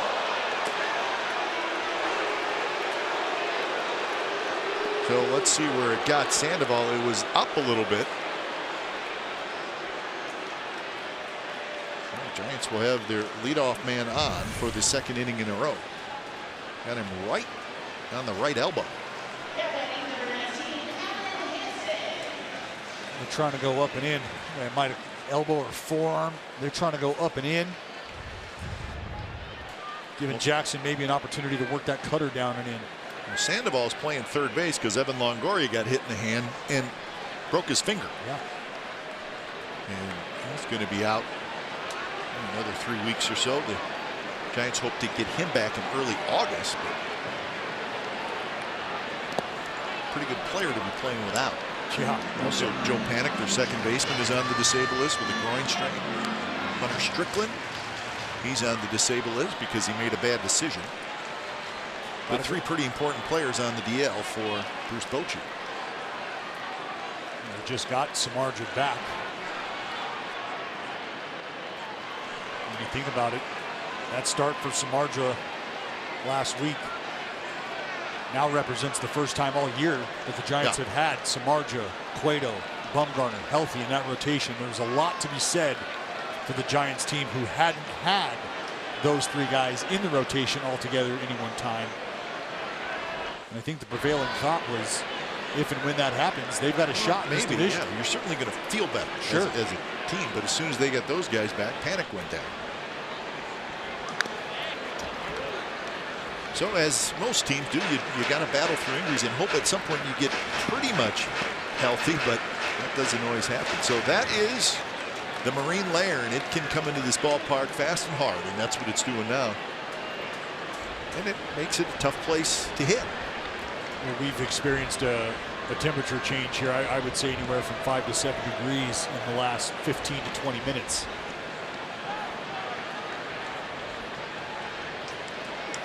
That one bounced into right field and a base hit. Sandoval will go to second. So Alan Hansen finds the hole on the right side. Well, just a good piece in by Hansen. Good piece of hitting. Got Sandoval at first. The hole opened up on the right side. Gets a fastball away. Just gets around this. So now you have Gorkis Hernandez, and after Hernandez you have Bumgarner. And with Bumgarner being obviously a good hitter, Bruce Bochy, National League, although he's not a big bunt guy. And this is what makes hitting 8th in the NL a very tall task. It's not an easy spot to hit in this lineup for a number of reasons. There's an art to hitting 8th in the National League. Am I right on that? You are absolutely right. You got to control a lot. You got to control your patience right now because you think you've got 2 men on, nobody out. You're the guy at the dish that can scratch a run across, break this ball game that's knotted up here. You want to be aggressive, as we see here early in the count. And if you're a pitcher, you can use that aggressiveness against the hitter. So right now, Gorkis Hernandez looking to get off early and be aggressive in this at bat. If I'm Lucroy and Edwin Jackson, I now take the count from 0-1 to 0-2. I force him to hit my pitches over the course of the next 3. And if I can do that, we're in business. 0-1 to Hernandez, who hit a ball well to center field his first at bat.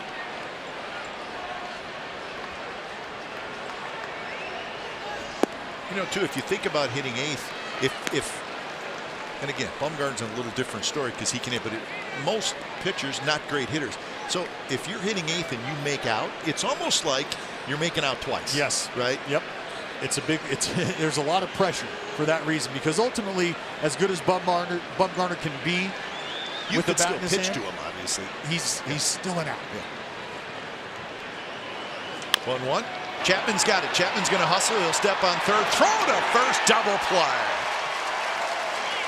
So Edwin Jackson gets Gorkis Hernandez. They hit a bouncer to Chapman right near the bag, and it's a 5-3 double play.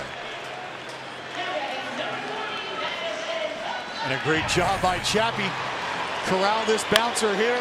He knows he's got his momentum taking him over to the bag. He's going to step on it. And I don't know if many, if any, have as good as an arm as Chapman over there from the hot corner. Strong strike over to Ole. No sweat. That's fluid, Kai. Well, once he got it there, you knew the show was over for Gorkis Hernandez. So here's Bumgarner. Hansen at second, 2 outs. And that pitch well off the plate. Bumgarner hit a ball to deep left center field that Chad Pinder made a nice running catch right in front of the 382 sign.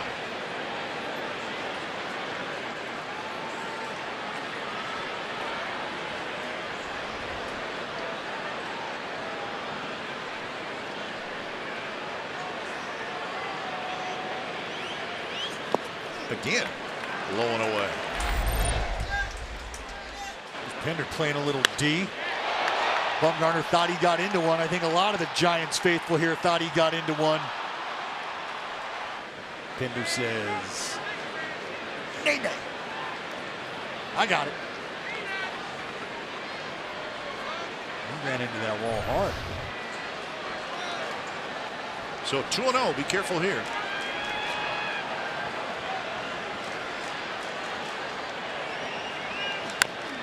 Taps that one foul at the plate.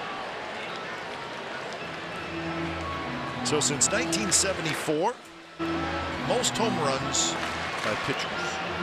Carlos Zambrano. Yeah, he did. Sure do remember him. He has 24. Mike Hampton, Bob Forsch, Don Robinson.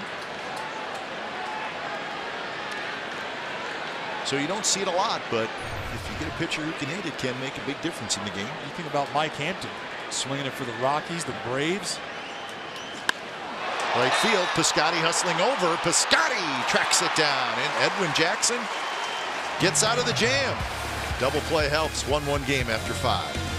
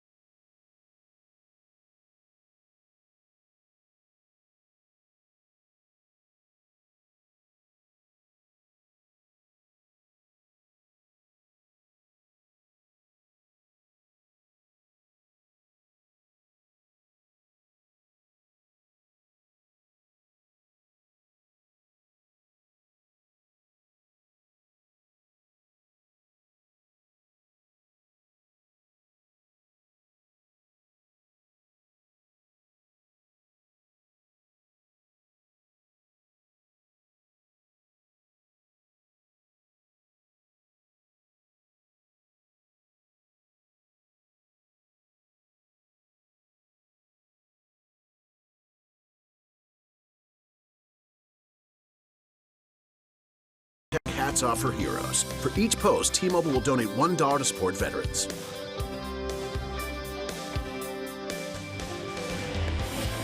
Good ball game. 1-1, top of the 6th inning.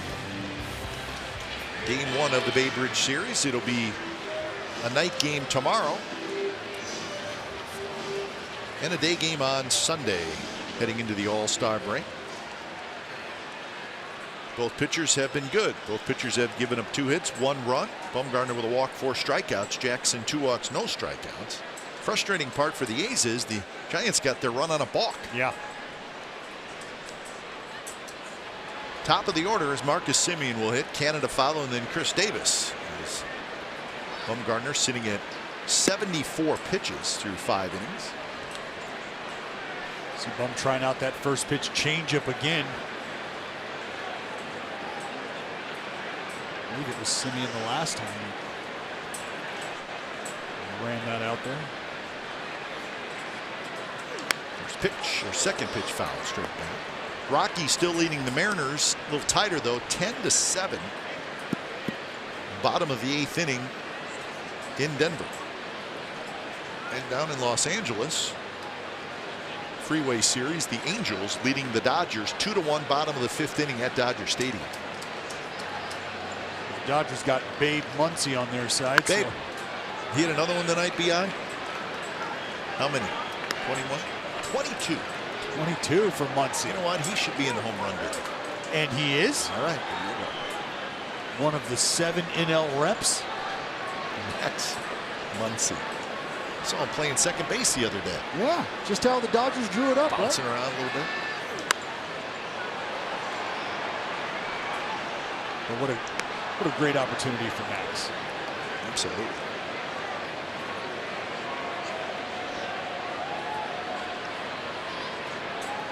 A's fans sporting all the different uniforms.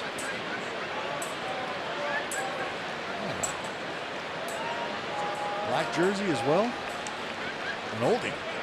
1-2 pitch, swing and a miss. All right, A's fans, come on out tomorrow to the A's official view parties for the A's-Giants game at O'Sullivan's in Newark. Win prizes, get free tickets, play A's Plunko, and more. Can't make it to O'Sullivan's? Well, head out. Pick 6 in Pleasanton or George and Waltz in Rockridge. The game starts at 7:05, so make sure you are there. Be there or be square.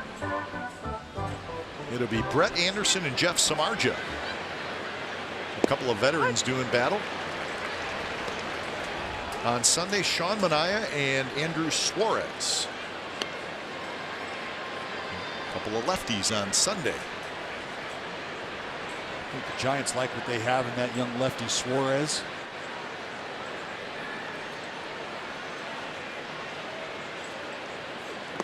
In the dirt, 1-1 the count to Mark Canha, who has bounced out and hit a fly ball to left field.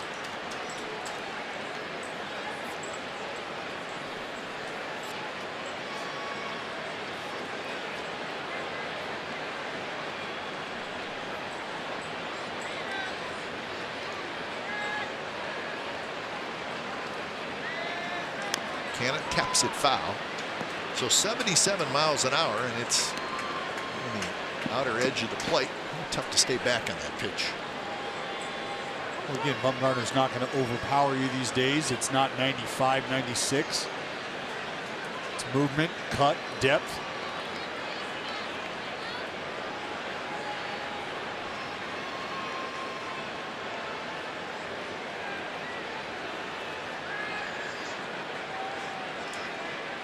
Posey sets up outside, and it's rolled towards Sandoval, who charges for a good hop.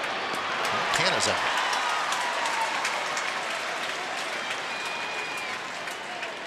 So 2 outs. Time now for the Rocket Mortgage breakdown. Longest active hit streaks in the major leagues belongs to Chris Davis. He's got a 14-game hitting streak, followed by Betts, Profar, Altuve, and Gurriel. So Chris Davis sitting on that 14-game stretch. He's 21 for 58 during the hitting streak. So it was a career high for him, but this is his first at bat. He drives into center. Duggar going back. Duggar near the wall makes the catch. Chris Davis hit it well, got up in that marine layer just a little bit.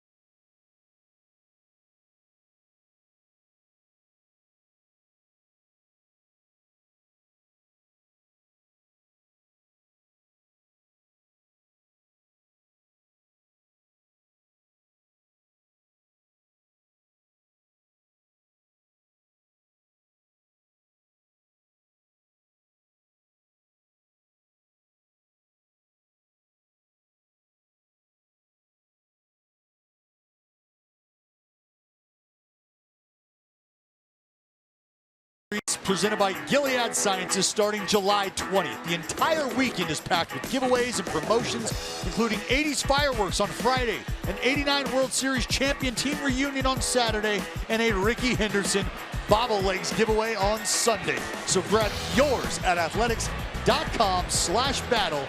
It is time to defend the Bay. Top of the order for the Giants. First pitch to Duggar is outside. So next Friday night, first pitch 6:35. Saturday night, first pitch 6:05. And then on Sunday, first pitch 1:05. So keep that in mind when you make your plans to come on out to the Coliseum next weekend. So it would be Duggar, Belt, and McCutchen here against Edwin Jackson, sitting on 78 pitches.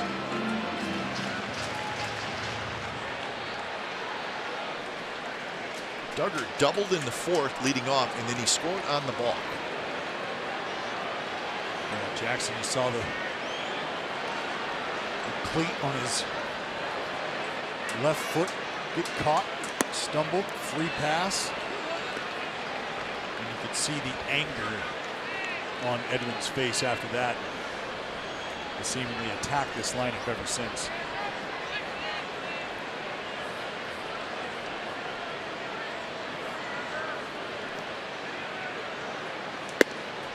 Just missed, and now it's 3-1.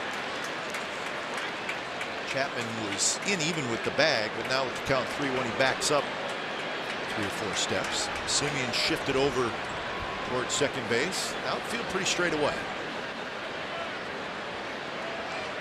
And that one's outside, and he walked a fast runner in Duggar, and for the 3rd inning in a row. Giants have their leadoff man out. It's been a struggle for Edwin. We talked about those 3 starts coming into tonight. No walks. And that's the 3rd walk tonight on top of a hit batsman. So 4 freebies from Edwin tonight. So here's Belt, who has lined to right, grounded to first.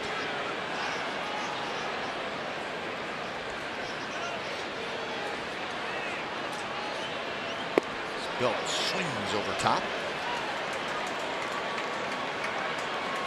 Shift is on. The Bay Bridge is out there somewhere. The fog is rolling in heavy and thick. Chapman playing at the shortstop spot and in. Belt will bunt. Seen him do that a handful of times this year. Try to bunt for a base hit. Close play at first. Bob Ellman says, hold on.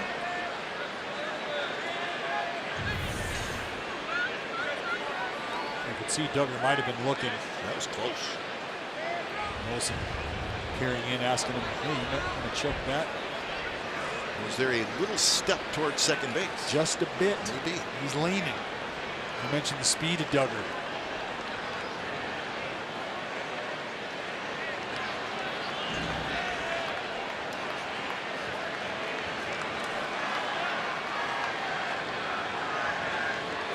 Belt a shot foul on the first base line. You're not lucky there. If that ball is kept fair, there's a good chance that Matt Olson over there with the wingspan of a condor is probably able to reel that in. Step on first for the quick double play. I'll take a loud strike instead. Make the count 0-2 to Belt.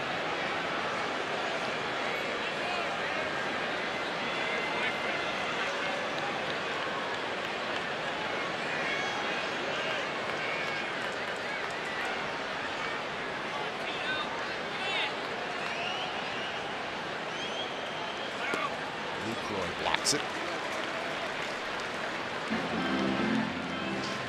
This will probably be the last inning for Edwin Jackson. I think just regardless of how this inning goes for him, he struggled getting ahead of hitters. He struggled to put guys away in the latter part of this outing.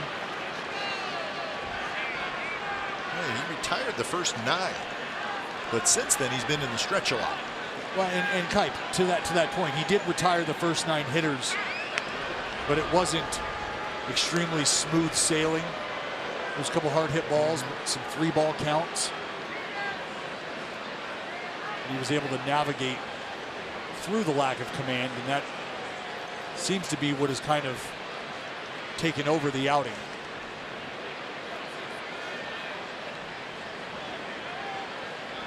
So 1-2 to Belt. Duggar, decent lead. And Belt swings and misses. A ball in the dirt. And Duggar. They're telling him to go back.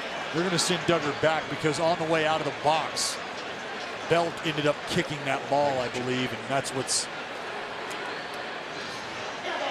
going to result in the dead ball. The ball got kicked, and that's why it rolled out in front. Right there.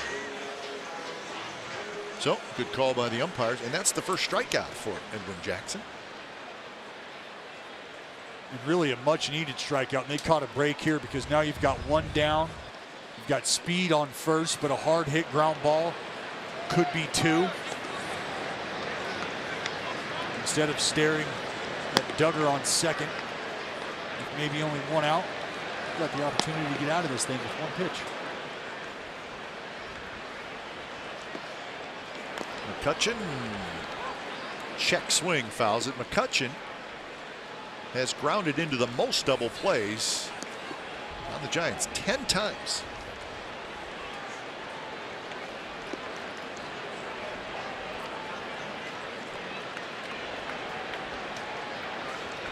.260 the average, 9 homers, 39 RBIs,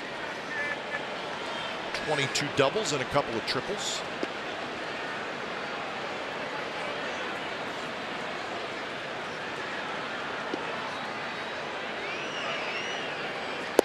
Pitch is outside. Remember when they brought McCutcheon over, they expected, or they had hoped anyway, for obviously the leadership. And you start injecting professional veteran at bats like McCutcheon is capable of having throughout this lineup. You think you might be able to add some length. Obviously you pair him with Longoria. Last year with the Pirates, McCutcheon hit .279 with 28 homers, 88 RBIs, and if I remember correctly, he had a big second half. Yes, as he started out slow. His numbers okay here, but maybe the Giants are hoping for a big second half from him. Andrew McCutcheon.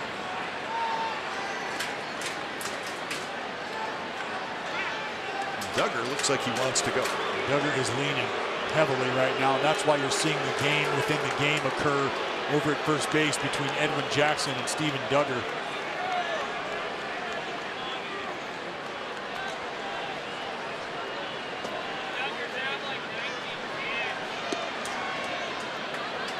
So Ryan Dahl thrown in the bullpen as Edwin Jackson closing in on 90 pitches.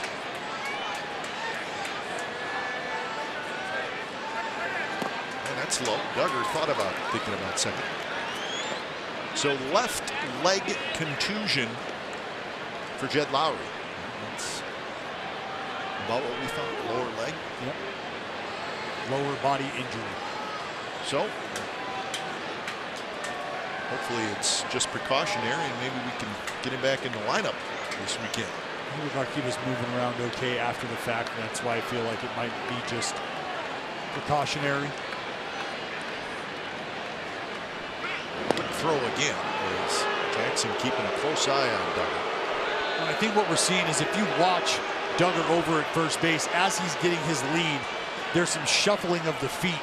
And what I'm picking up right now is Edwin Jackson peeking over there, sort of timing that shuffle and trying to catch Duggar in between. You see him get off, and now when he comes set, he's going to shuffle again. And that right there is what I'm talking about. McCutcheon drives with the center. Coming in is Canna. He dives. It kicks away from him. He hustles after it. Duggar stops at second. He did not dive, but he may have been thinking about it. Well, he wanted to. There's no doubt he wanted to, but he thought better of it. Understood the speed of Duggar over there at first base. And if this ball gets left or right of him, Duggar can run for a long time. So it's a good job by Canada to think twice here.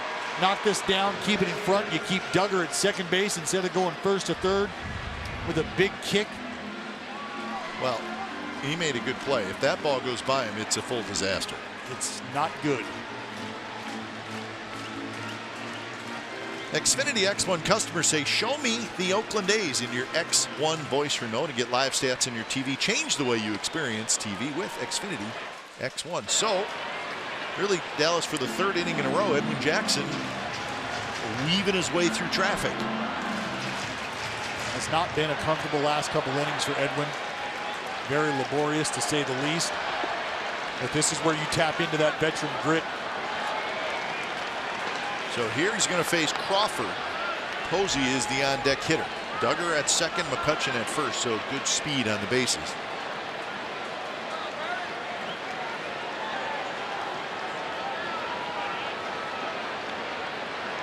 Crawford popped it up. Olsen coming down the line. Olsen grabs it. So on the first pitch, Crawford pops out. That is ideal. You get into those situations, runners in scoring position, less than 2 outs.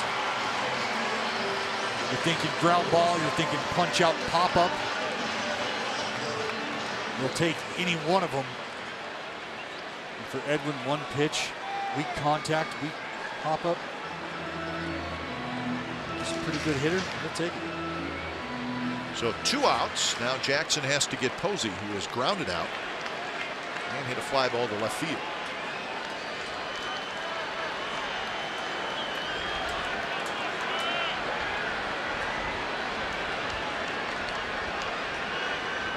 First pitch stays inside. And that pitch right there has been a struggle for Edwin all night. Trying to locate that thing. First pitch down and away.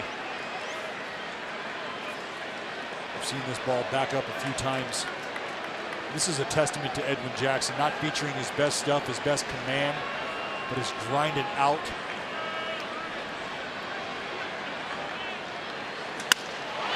Chapman cannot get it. Base hit left field. Duggar rounds third. He's going to score. So sounded like a broken bat single by Posey, but it's going to work, and the Giants take a 2-1 lead. Chapman just missed making a sensational play. You are right, Kite. Just off the end. Caught it off the cup. Going to send that bat to the woodpile. But it goes down a hero. And you're right. Matt Chapman flailing over there at third base. I thought he might have had a chance. That would have been an exceptional play by the young stud. So, the Giants grab the lead back at 2-1 here in the bottom of the 6th. Then now you got to limit the damage with Sandoval stepping up. Sandoval is grounded out, and he was hit by a pitch. And right here, realistically, as little command as Edwin has had, this is a good guy to have at the plate if you're Edwin Jackson right now.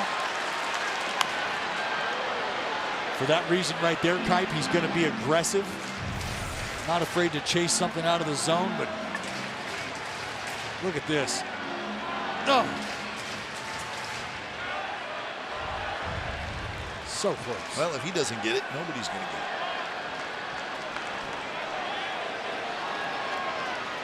McCutchen at second.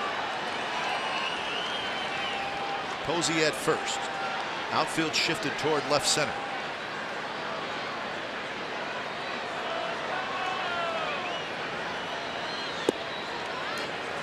Sandoval's had a nice year for the Giants, filling in at third base and first base.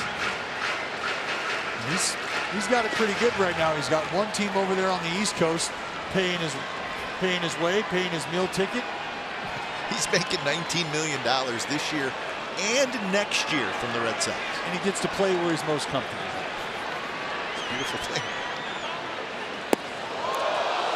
So his salary is $19,500,000. So the way it works, Giants pay $500,000, maybe a little bit more.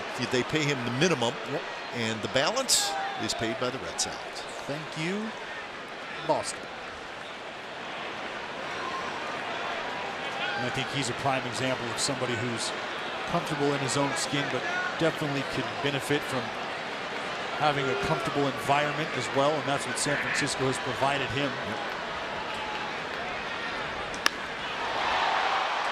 The team that drafts you, and then if you do big things in the postseason, that fan base is going to love you.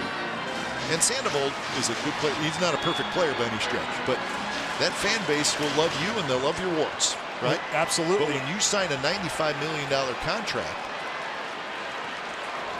that team is, that fan base doesn't, they don't want to hear about what you can't do. They want you to do. Yes. And he struggled in Boston. Well, I think what really rubbed some of those fans out there was the fact that he came out and said, after struggling the year previously, that I don't feel the need or I don't have to prove myself or anything. And frankly, that's the last thing a new fan base wants to hear from their new piece. And as soon as you say that, that's it, you're done. You've made you made it tough on yourself. We'll say that. Lines that one foul.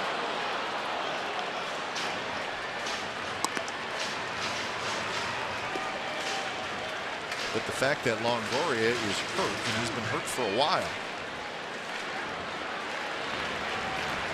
So he's getting a chance to play a lot.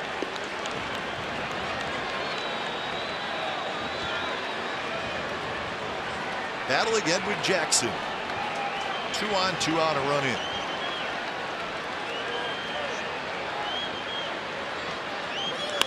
Loops that one toward left. Chris Davis came in. Now he's got to hustle back, and Davis makes the catch. So a run on a couple hits. Leadoff walk hurt.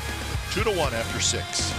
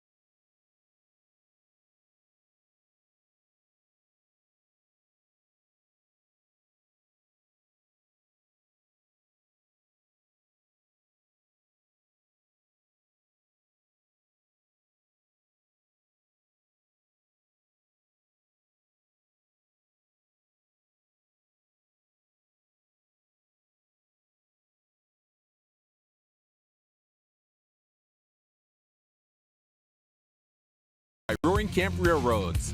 Spend a day out with Thomas through the big trees at Roaring Camp. The Bay Bridge. A lot of A's fans took that bridge heading west, coming over to AT Park. So Edwin Jackson and the A's trailing 2-1. Jackson pitched well, probably done for the game. He was closing in on 100 pitches. And Posey with the RBI single. So see what the A's can do against Bumgarner. He's at 84 pitches through 6 innings. And there's a line drive and a base hit by Piscotty. First pitch swinging. So that is the 3rd hit for the A's. Stephen Biscotti has done a great job against fastballs away. Hitting the ball hard. And really, that's been the game plan for Mad Bum. Working away with the heater and the cutter. Backdooring that to righties. Biscotti went up there with the game plan. First pitch to Olson. Inside. Olson has struck out twice against Bumgarner, so see if he can figure him out. Ryan Dull heading back down to the bullpen.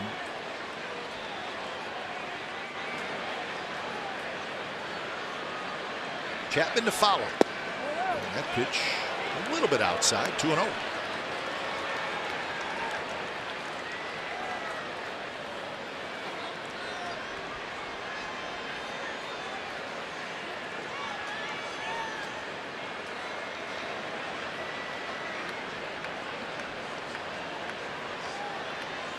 Olson rolls at foul.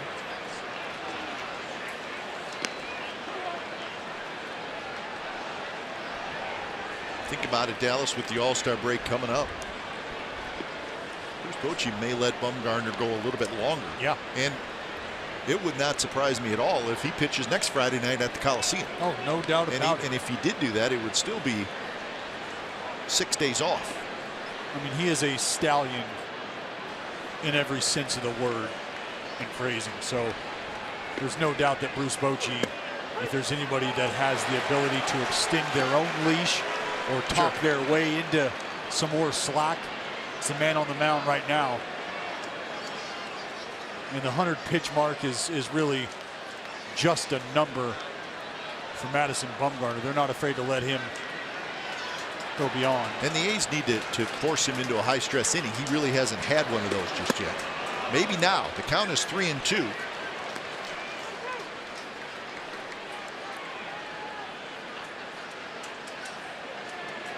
Bumgarner with 5 strikeouts and 1 walk, sitting at 90 pitches.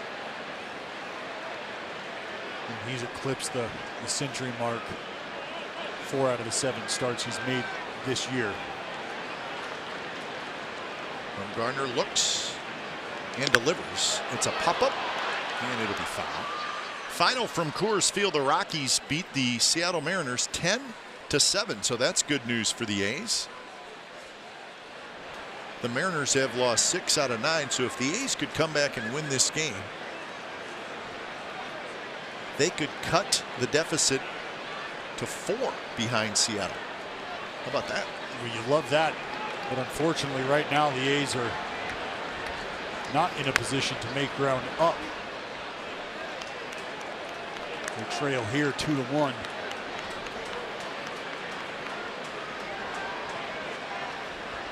Yeah, I think they got them right where they were.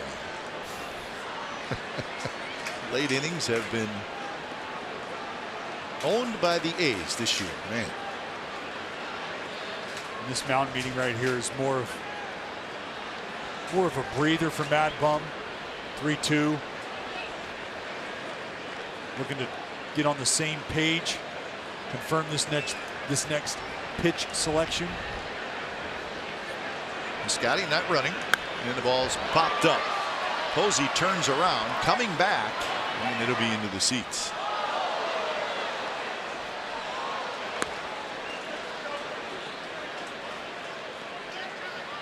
Astros won earlier at home. They shut out the Tigers 3-0. Blue Jays beat the Red Sox 13-7. That stops Boston's 10-game winning streak. Yeah. They actually lost.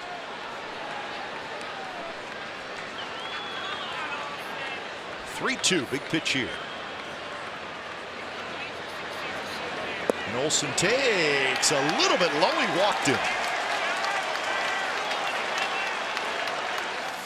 Our Ford Smart Play of the day is brought to you by your California Ford dealer. And who else? None other than the man, Captain America, flashing the lever over at the hot corner. That big double play in the 5th. He is something special. Reyes Maranta trots down to the bullpen, so the A's have something brewing. 2 on, nobody out for Chapman.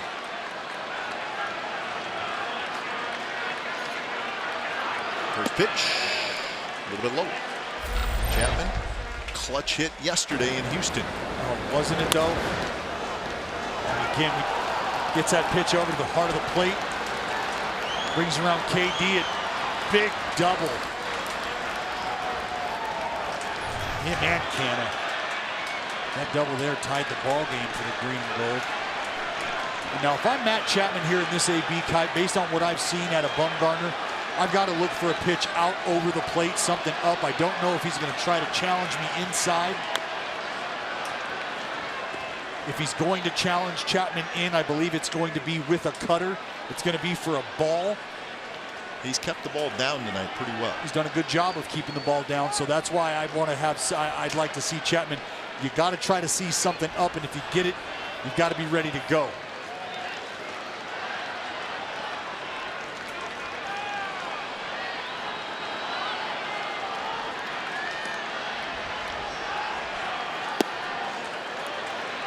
Good take by Chapman. Bumgarner wants you to chase that one and maybe roll over on it, but Chapman laid off. He does. And again, if you set your sights up and out over the heart of the plate, I think he might find what he's looking for. And that one hooked foul. He was well out in front. So the count is even now, 2-2. Lou Trevino's going to head down. So Bob Melvin covering both situations. If the A's were to not really tie it or take the lead, you'd see Trevino. If they are unable to do either, you'll see Dole. You got to be covered for anything that happens.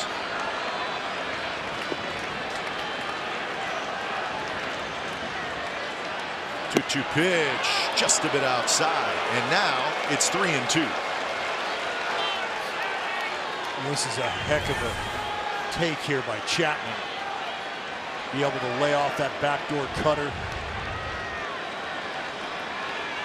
Piscotty and Olsen are the runners.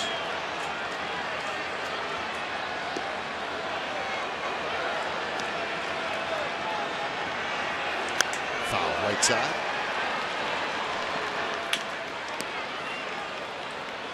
You can kind of see Buster Posey deliberating with himself, trying to figure out what pitch he'd like to go to. I think it's understood he might not be able to beat him inside. Chapman too quick. He can cover that pitch in there. So they've gone to the well a couple times outside. Might look for Madison Bumgarner to try to bounce a curveball here middle, as he talked about. And the pitch foul to the screen, 91 miles an hour, up and out over the plate. So this is what the A's do. Just work, foul pitches off. And now after that fastball fouled off, he sped him up. Now you might see that 3-2 breaking ball. And I think if he throws him a strike here, could be bad news for the Giants. Here it is. Inside, he walked it. The bases are loaded with nobody out. Tremendous at bat by the youngster Matt Chapman. Patience and discipline. Big time game situation. Well, you think about both of those at bats by Olsen and Chapman. Good takes. They fought off some pitches, and now you got the bases loaded, and Bumgarner's done. When it's time for change, think Speedy Oil Change and Auto Service, your trusted oil change tune-up and brake experts.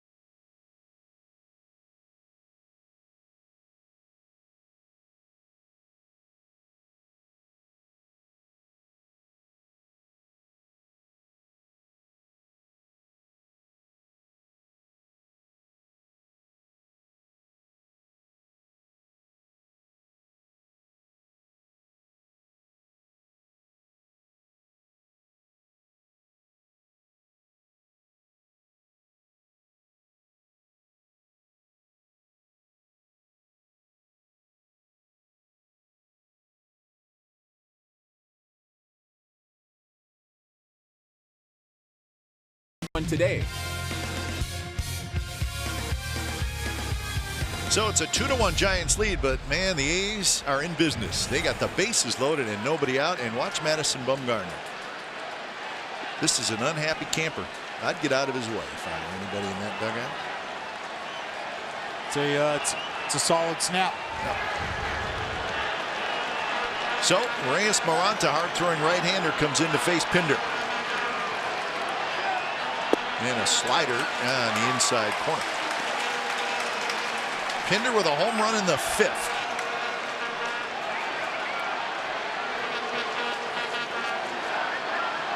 Straightaway defense against Pinder. And that one spins Pinder out of the way at 97 miles an hour. That's what you're going to get from Reyes Maranta, 95 to 99 with a slider anywhere from 80 to 87 or so. And the Giants have identified his octane and swing and miss. He can get a little wild occasionally. He can. You see there, Kipe, 48 punch outs in 40 innings. Maybe effectively wild at times.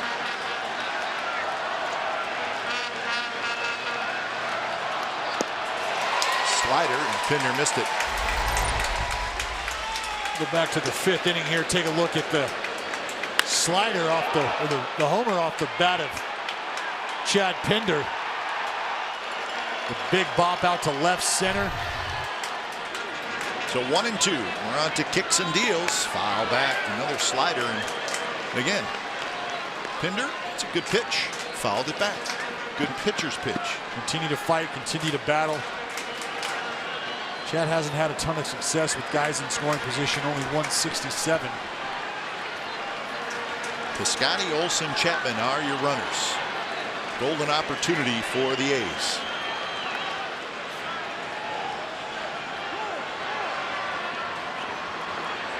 Steps off.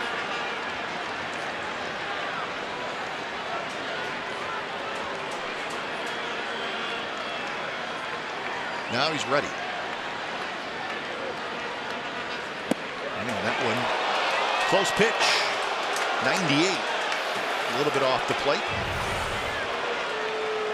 It's that low fuzzy fastball. Just out about an inch and a half or so.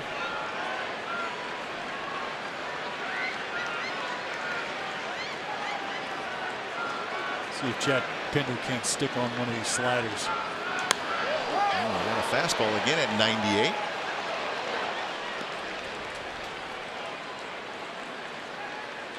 Lefties hitting 135 against him. Righties 145. 0 for 16. 0 for their last 16 right-handed hitters. Throws hard, but the slider's pretty good. It's got some depth to it.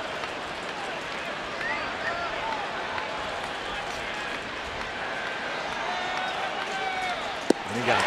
And that was the slider. That was a slider with depth. 87, that's a strike whether he swings or not. Well, he can go to that, Dallas, if he gets ahead in the count.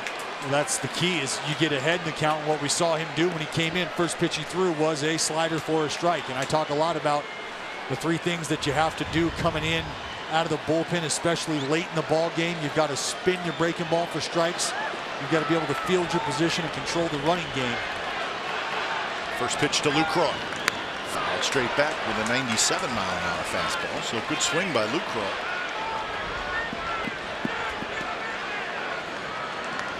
Nick Martini has come out into the on-deck circle. That's the pitcher spot.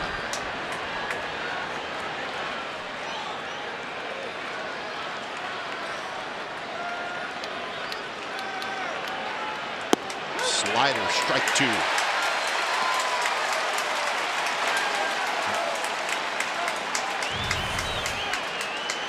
You know how much of a weapon this can be for him. First pitch strikes, expanding late in the count. Not a pitch you want to hang around and get to, especially behind in the count. 0-2 pitch. Sandoval dives. He's got it. Goes to third. Safe at third. Piscotty hustling back and keeps the inning alive, but Sandoval saves the day for the Giants momentarily. This is an incredible play by the Panda to lay out. You got to think about he's laying out to the arm side.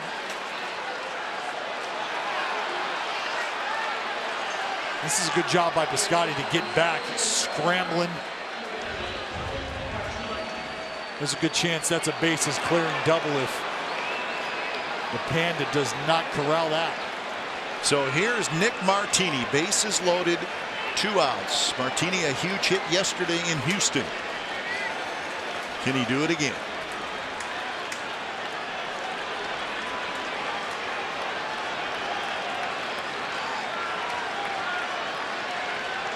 Martini, 1 for 2 as a pinch hitter this year.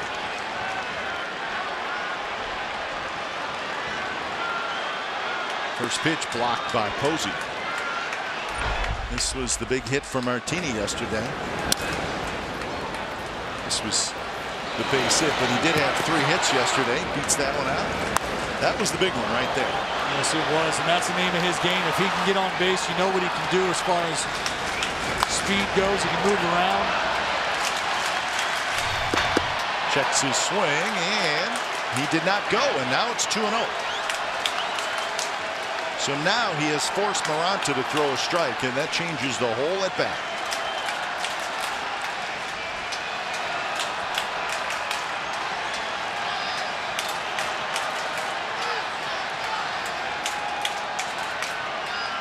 Two-0 pitch. Crawford scoops, throws. Got him. So the A's had the bases loaded, nobody out, and they do not score.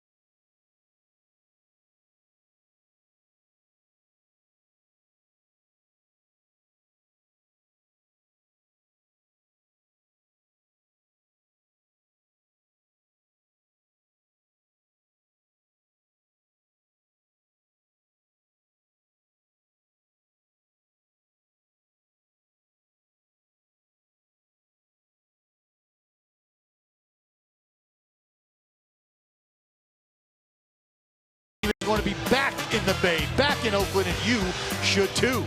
Join Jose, Ricky, Carney, Steiny, Stu, Storm Davis, and Gags, and more. What better way to celebrate the team that swept the Giants back in '89 than bringing them all back during the Battle of the Bay, presented by Gilead Sciences.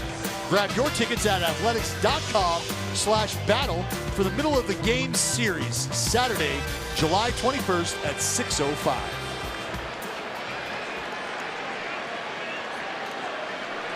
So 2-1, bottom of the 7th. Frustration for the Athletics with the bases loaded and nobody out. They could not score.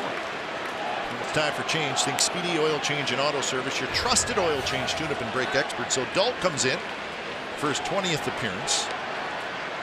He faces Hansen, Hernandez, and then the pitcher spot.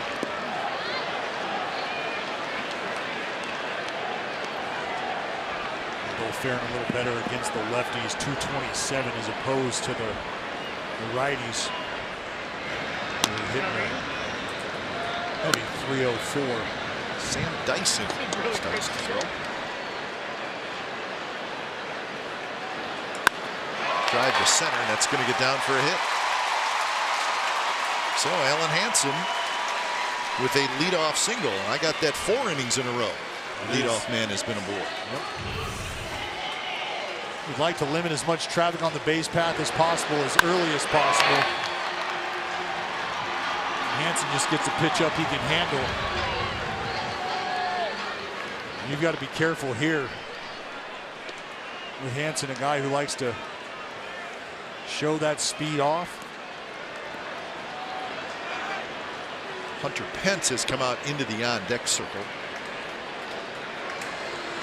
Chapman playing back.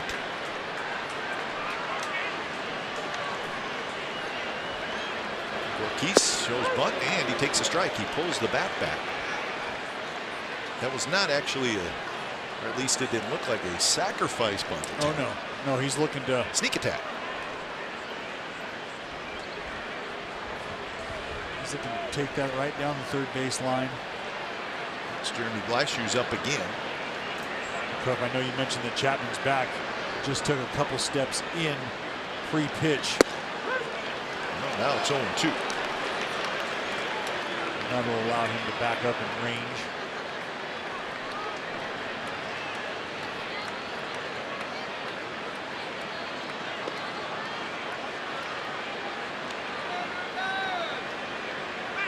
Quick throw. Hansen's back.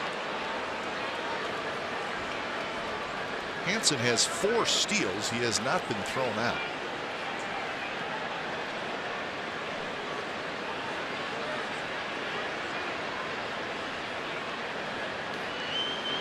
Hernandez taps one foul. Dodgers have taken the lead over the Angels 3-2. Bottom of the 7th inning at Dodger Stadium. So that's a game both these teams are watching. Dodgers in first place in the National League West coming into today, but the Diamondbacks won, so right now they're even with Arizona.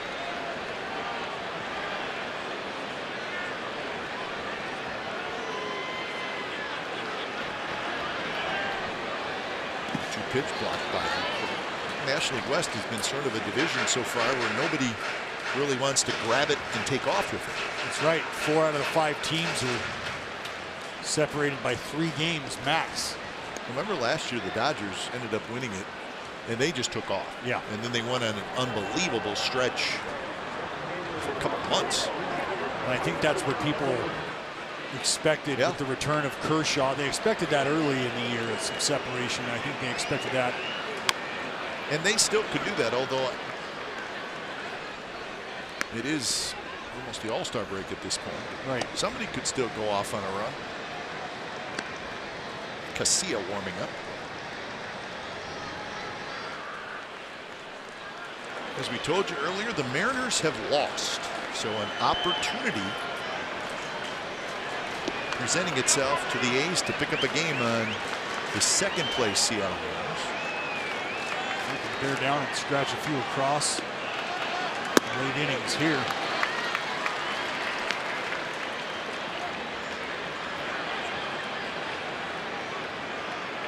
There's the AL West with the Astros having won. A's will play the Mariners 10 times. Rest of them 7 in Oakland. Chapman dives under his glove, and that's a base hit. Well, you see Chapman dive, and you're just about positive he's going to catch it, but that one was hit hard. These are never easy plays. The balls that they have to range to their left on. I'm talking about guys on the left side of the infield. Matt Chapman here. That ball is struck well. Chappie might have been expecting this thing to stay down. Kind of comes up. So 2 on, nobody out, and kind of a National League manager's dream with the pitcher spot coming up. Pence was out there, but now in what is a very obvious bunt situation, Chase Darno, just brought up from the minor leagues, will pinch hit. Olsen and Chapman creep in. They're both on the grass.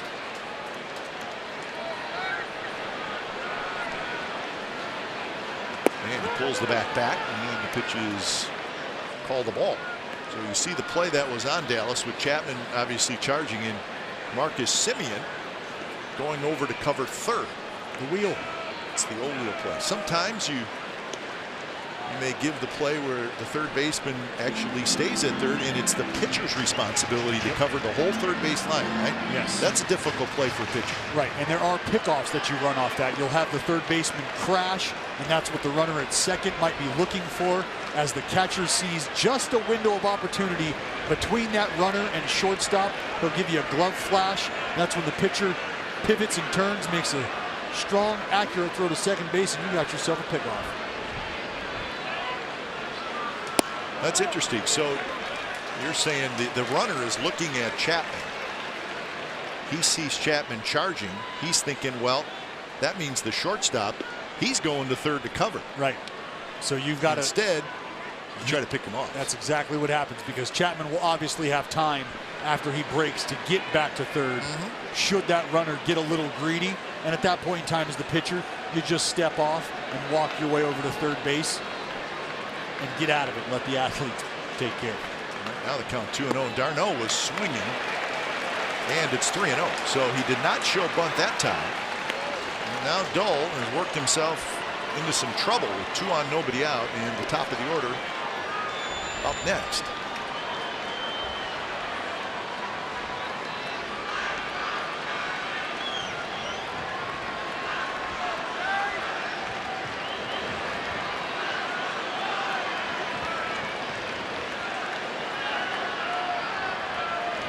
Pitch, strike, outside corner, Dole take it. And if you're Ryan Dole mentally, you got to think, look, it's 3-1, that's fine. It's a nice cripple count for the hitter. It's an advantageous count for the hitter. But I know the game plan here, he's still looking to get these runners over. Crowd him, enter third, throw yourself a strike. Be ready to field this ball, be ready to wheel, throw it over to third base. If not, get you one. Darno takes outside, he walked him, and now the Giants have the bases loaded and nobody out. So Bob Melvin's coming out. Cassia and Bleish are in the bullpen, and he's going to go to the left-hander to make his major league debut. So, little pressure for the young man coming in.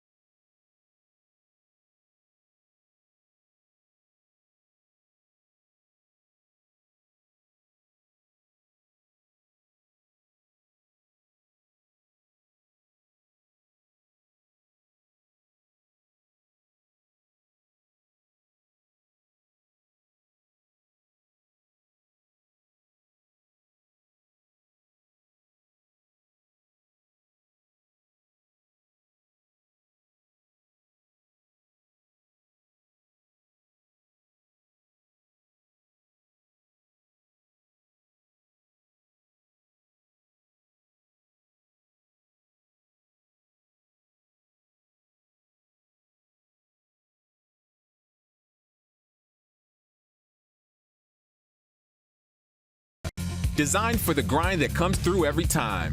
See your local Toyota dealer today. Toyota, let's go places. By Southwest Airlines. Low fares, no hidden fees. That's transparency. And by Xfinity. X1 will change the way you experience TV.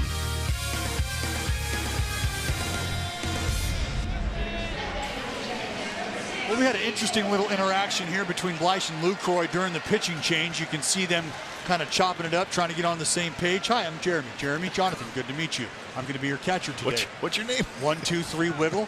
Guy at second, we're going to go second sign. If we shake, we'll go chase the 2. Good to meet you, Lefty. Let's go get us some outs. Not lost yet. Hello.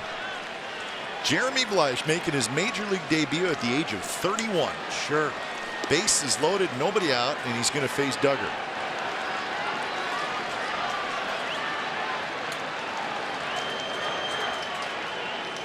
Blyche signed to a minor league contract by the Athletics in January, and now in the big leagues. First pitch, steps in there for a strike. Jeremy Blyche. Blyche originally a Yankee.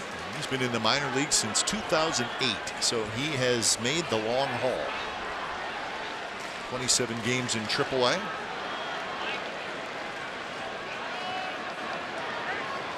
Duggar reaches for it, pokes it foul, and now the count 0-2. So, hey, probably got some nerves, and now at least you jump ahead 0-2 and you can work a little bit. Went to Stanford. So he understands the value of strike 1, no doubt about it. He understands how important it is. He knows that strike 1 is the best pitch in baseball, the best pitch he could have thrown in his major league debut. Absolutely.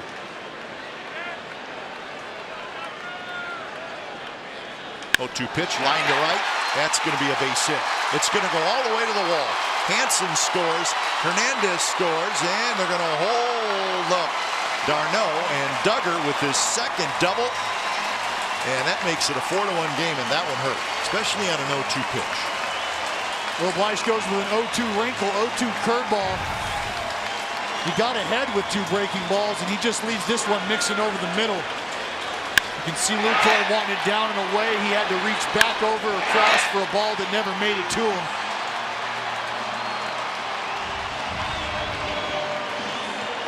So 2 doubles for Duggar tonight, and they have both hurt.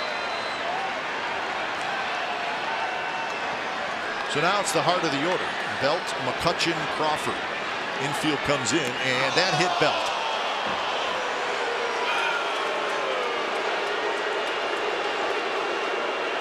So Belt hit by a pitch.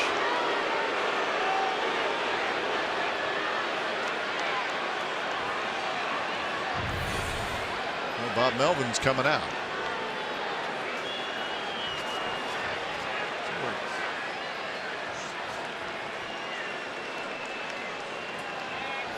So Belt being checked at first. Blyche is out, and it'll be Casilla coming in to face McCutchen. Still nobody out with the bases loaded.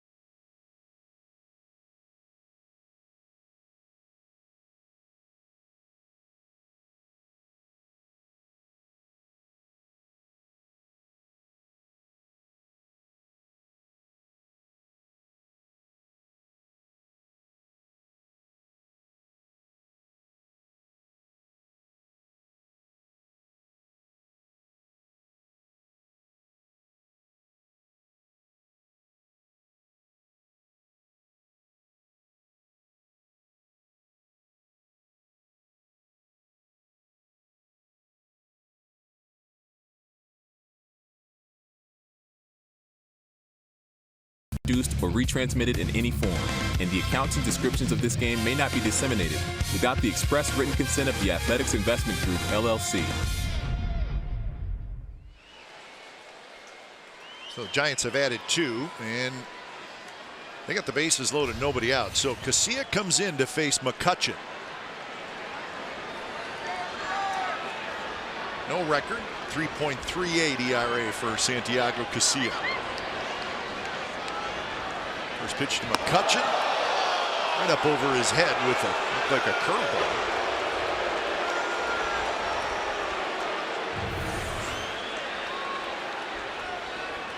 And it was the spinner. Looks like it just got away from him. Casted just a bit out of the back of the hand.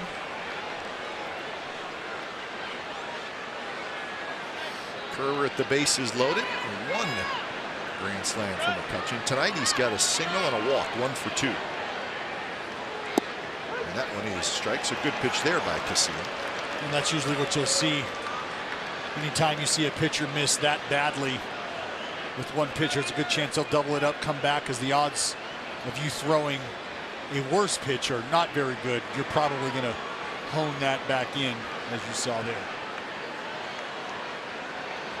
Casilla a long look in, and now McCutchen asks for time. So it's gone single, walk, double hit batter.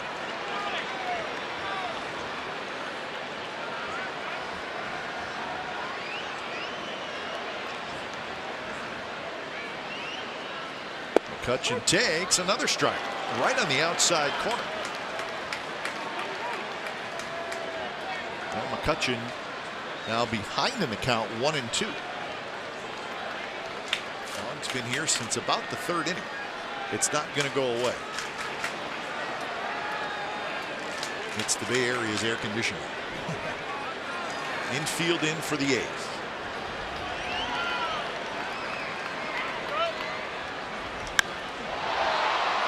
Right center. Darno tagging up. Ball's got a little carry to it. Canna grabs it, and it's going to allow the run to score, and Duggar's going to go from 2nd to 3rd. So McCutchen with a very productive out. He gets the sacrifice fly to make it 5-1 as Darno comes in to score. And that's what you're looking to do if you're Andrew McCutchen. If you've got something that you can shoot to the right side, you like that. But if you get a pitch up in the zone that you think you can elevate and deliver out to the outfield, it's exactly what you'd like to do. It's just a veteran at bat by Andrew McCutchen. So all 3 runs charged to Dull. So no innings pitched for Ryan Dull, but 3 runs. And now Crawford will hit with runners at the corners and 1 out.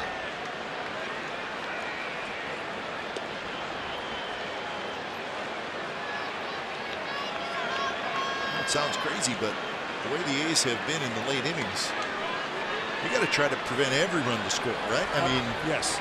You know, the offense has done a great job during this nice stretch that the team's been on of persevering. To the backstop, and the ball hits off the backstop, rolls up the first base line. Duggar scores, and it's 6-1.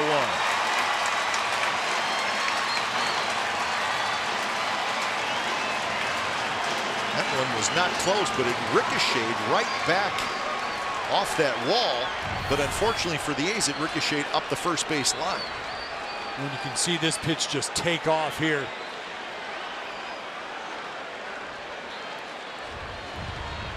And frankly, I think this can be boiled down to a lack of focus from Santiago Casilla.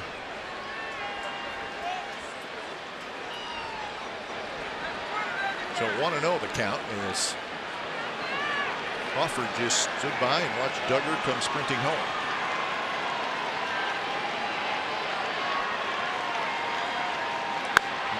Ripped foul headed toward the A's dugout. Lou Trevino scattered, jumped down the steps, and we don't want to see you do that, Lou. Be careful. It's all part of the no bullpen here at AT&T. Ooh, it's like the folks in the camera roll dodged a serious one.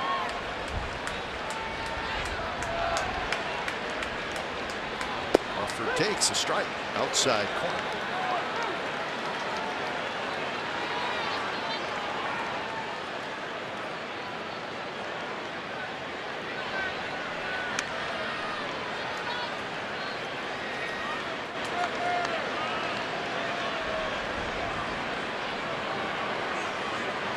Belt is the runner at second.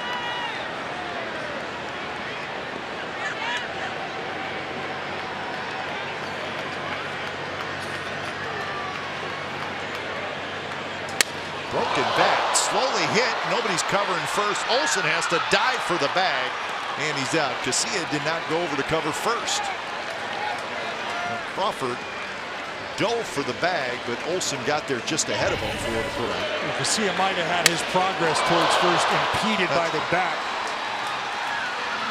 He's trying to avoid the barrel that makes its way about 65, 70 feet or so out beyond the mound.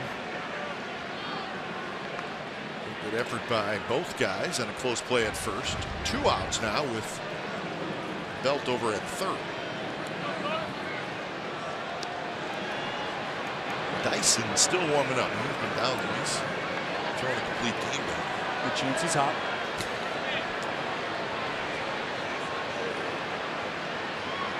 Posey takes a little bit high. And you know, Kipe, I'm sorry, but we've seen, I think, 3 or 4, maybe even 5 pitches tonight that haven't really been borderline at all. They've been strikes. And just because you don't hit a spot, you don't get the call. And that one missed outside, so now it's 2-0. You can see the frustration from Casilla. Felt like it was a pretty good pitch. I'll tell you right now, Kipe, I can tell you from experience, when things aren't going well, you're not throwing the ball well, feels like the entire world is picking on you. But I think, too, part of the equation is if you're the guy that has launched 2 to the backstop, yeah, you're not going to get the call. No, not going to happen. Not against a guy like this. No. Because we've seen 2 against the backstop, like you said. We've seen some errant breaking balls as well. And that's really why I feel like it's a matter of focus for Casilla. Because when he's locked in and clicking. 2-1, that's a good pitch.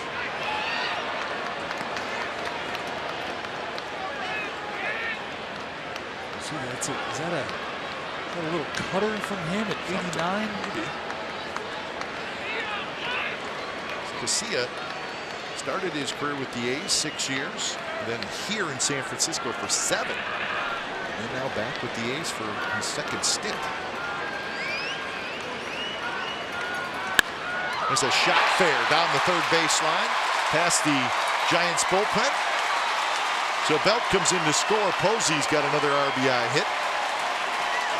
And so it is now a 5-run bottom of the 7th inning to make it a 7-1 lead. So Belt comes in to score. This is a good piece of hitting by Buster Posey here. Another mislocation, trying to go away with the fastball. The arm side run takes over. And Posey really fights this thing off with one hand.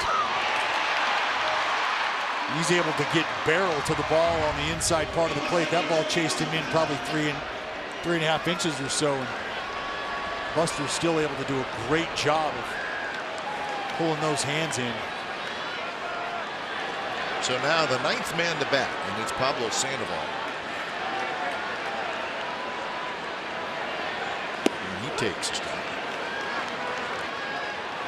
So 4 hits, a walk, a hit batter, sacrifice fly.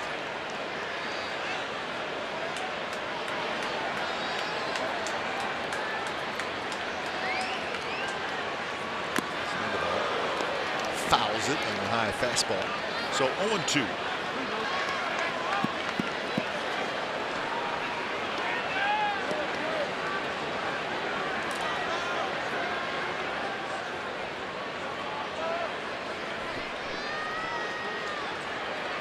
That kind of inning for the Athletics. It'll be a quiet car ride. For 2 of the 3. Sandoval, big bouncer. Olsen, tough little hop, flips to Casilla, and that will do it. Big inning for the Giants. They score 5 times. We're headed to the 8th. 7-1 San Francisco.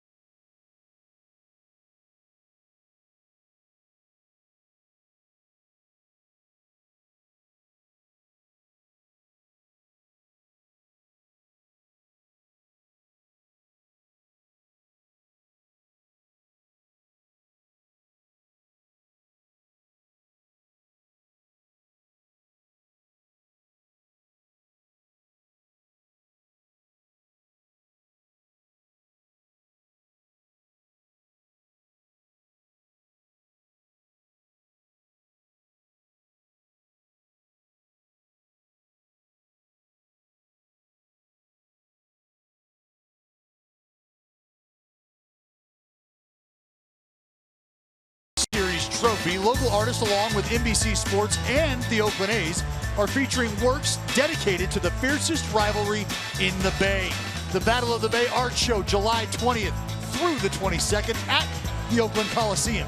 Tickets at athletics.com/battle.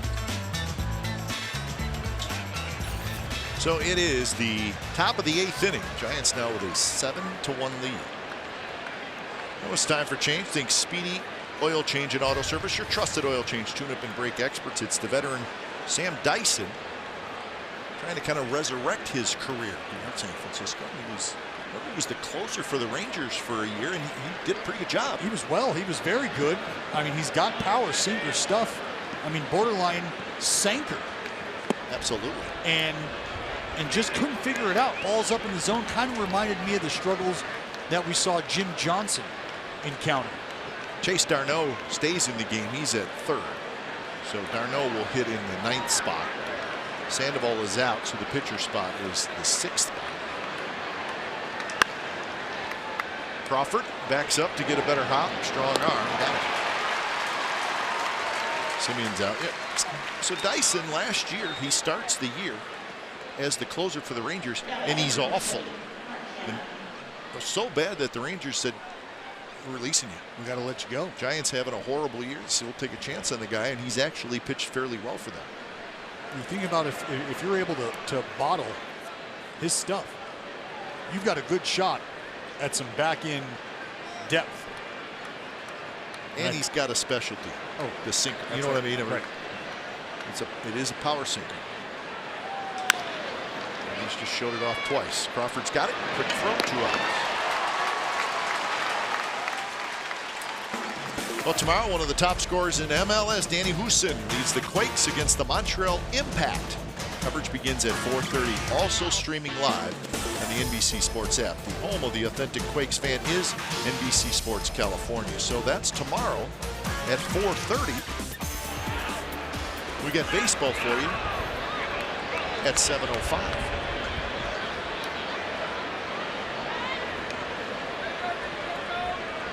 First pitch to Davis. To left. Hernandez has it.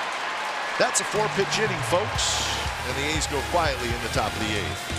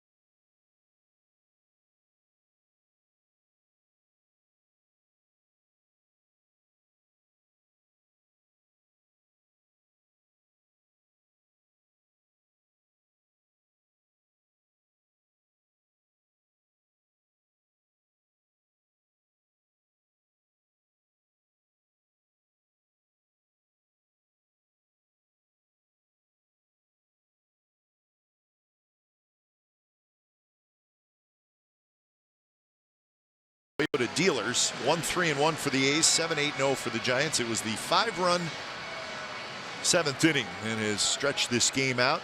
Jackson wins 6. He was good. Bumgarner wins 6. He was good. But Duggar and Posey with a couple of big hits tonight.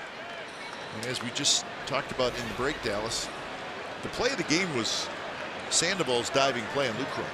Yeah, you laying out, you're saving a few runs there, extending the inning. That ball goes past him. The A's have the lead, and the inning is still going. Yeah. But Sandoval made a backhanded diving play for the 2nd out in the top of the 7th, and The A's never did score in that inning. 2-0 to Alan Hansen. He started that 5-run inning, last inning, with a single. So he's 2 for 3.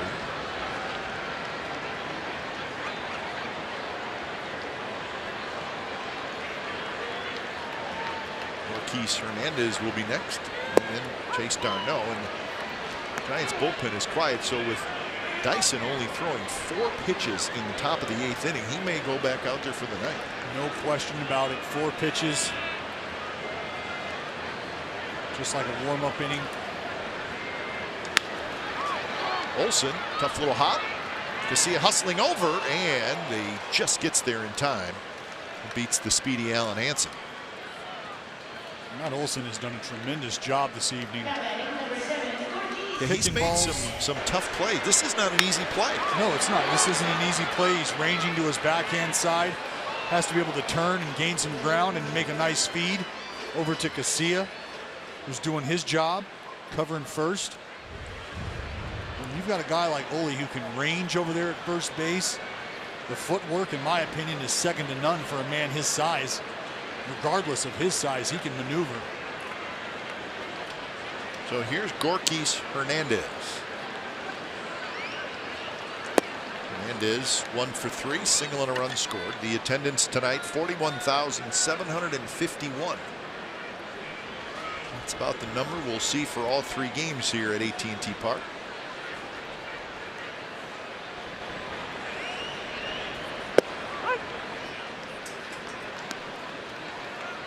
Dodgers still leading the Angels 3-2. That game is now in the 9th inning. I think that's the only game still going on.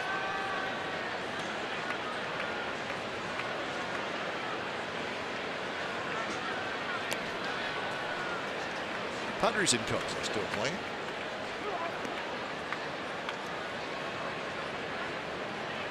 Padres 4, Cubs 3, 9th inning.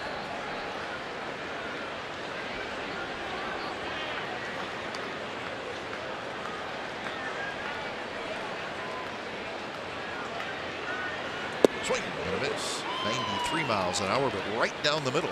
Hernandez missed it.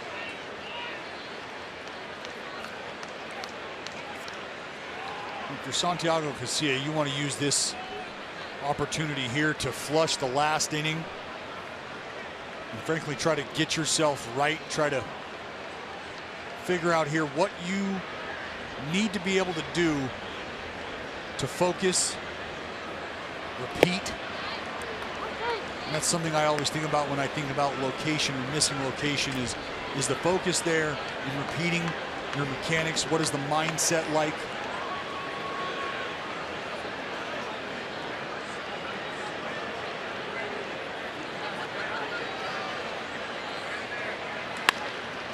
Another action, more action for Olsen. He'll hustle to the bag.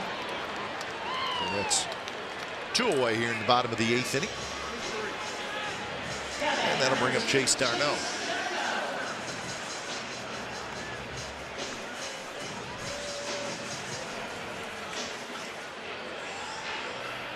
The Darno at bat in the 7th inning. Thought hurt the Athletics as well. Dallas with runners at first and second, nobody out. And Bruce Bochy said, "We're going to bunt," and that was the play. Right. And he ended up walking. Trying to give away an out. Yep. So that loaded the bases with nobody out. Inside, and it did not hit him, but it goes to the backstop. If I was a hitter right now, I wouldn't dig in real far. Yeah, not too terribly comfortable. We've seen Willie miss a few times high to the arm side. Darno, a veteran player who's been in the big league some. Sometimes you got to sign guys like this for organizational depth. You know, Chase Darno, brother Travis Darno. You see where Eric Sogard was let go by the Brewers. He was great for them last year. He was. Sogi. Nerd power. I hope he signs with somebody. He's a pretty good little player. Yes. Yes.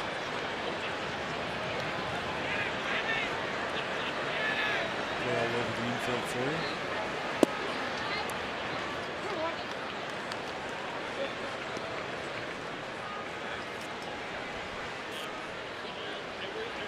So 2-1 to Darnell. 8 hits for the Giants, just 3 for the Athletics.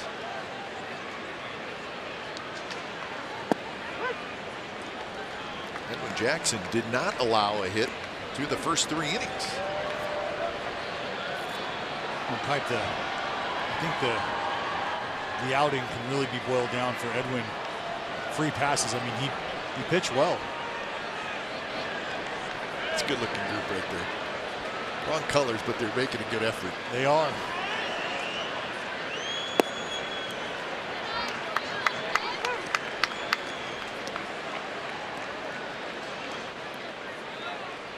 It's a good scene. That might be an A's fan all the way over there. Yeah, there he is. There's our guy. Is. He's just waiting for that grill to get done. He's going to take them hot dogs and see you later. There's our guy on the right.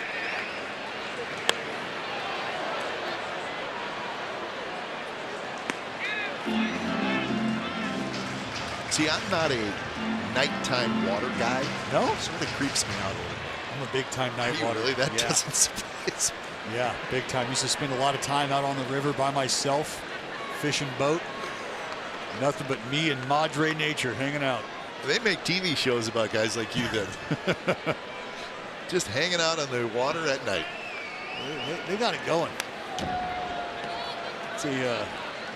That's the McCovey Cove space heater right there is what that is. No outlets? No problem.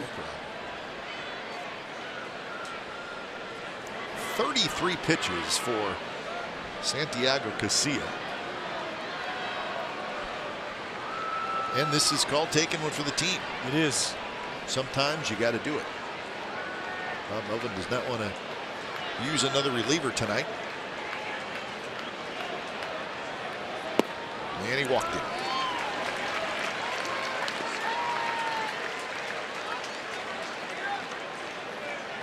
So 5 walks by A's hitters tonight. 2 of them have scored. Also, a couple of hit batters, and 1 of those scored. So again, those are it's free 90 feet.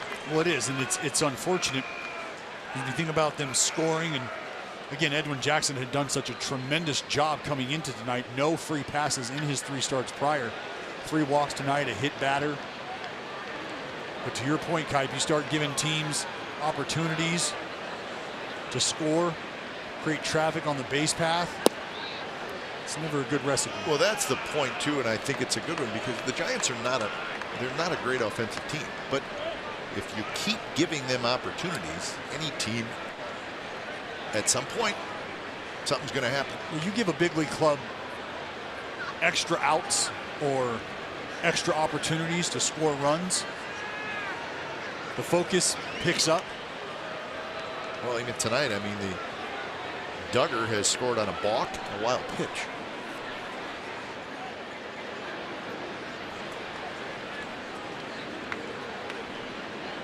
Duggar's had a big night. He's 2 for 3, 2 doubles, 3 runs scored, and 2 RBIs. And now the count 1-1.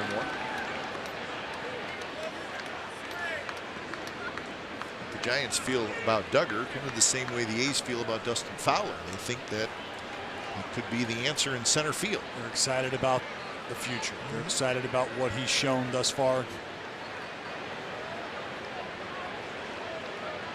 Some Fowler similarities there. Oh, no doubt. No doubt.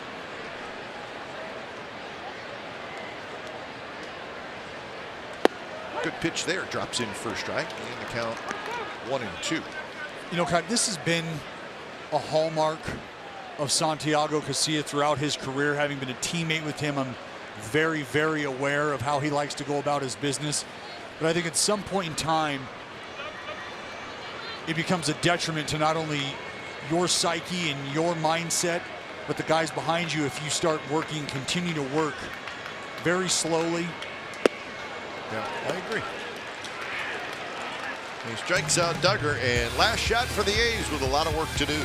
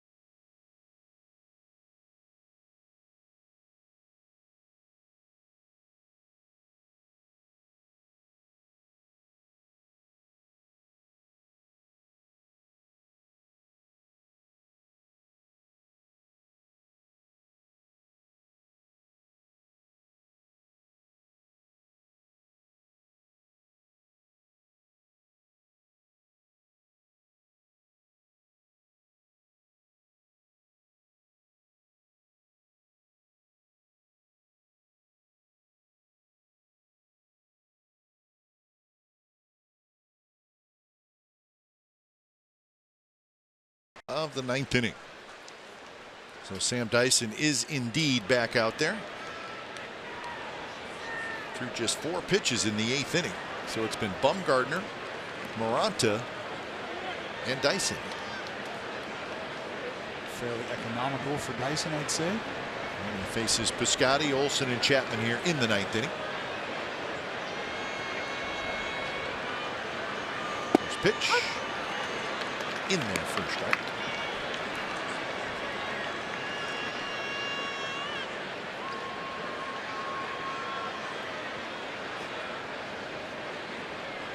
Piscotty had a base hit in the 7th inning. Hopes were high. And he's got a Piscotty single, and then Olsen walked, Chapman walked. A couple of great at bats against Bumgarner, and that got him out of the game. So the A's had the bases loaded, nobody out, down 2-1, and they could not score. Strikeout, and then the great play by Pablo Sandoval. And even at that point, Martini got ahead in the count 2-0. But he grounded out.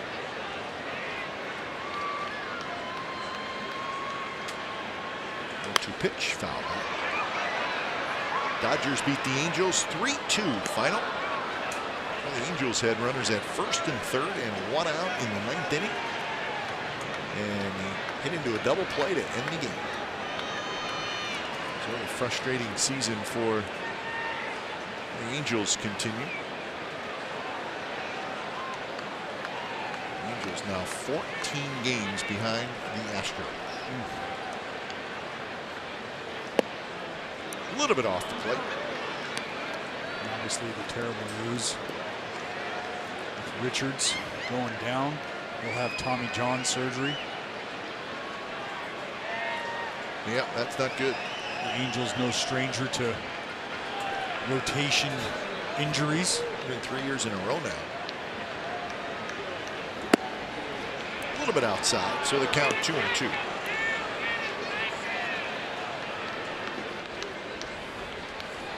Make sure you join us tomorrow night. 7:05 first pitch. Brett Anderson, Jeff Samardzija.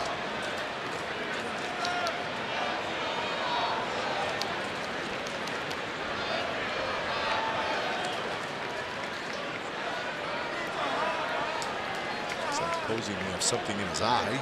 Gets that taken care of.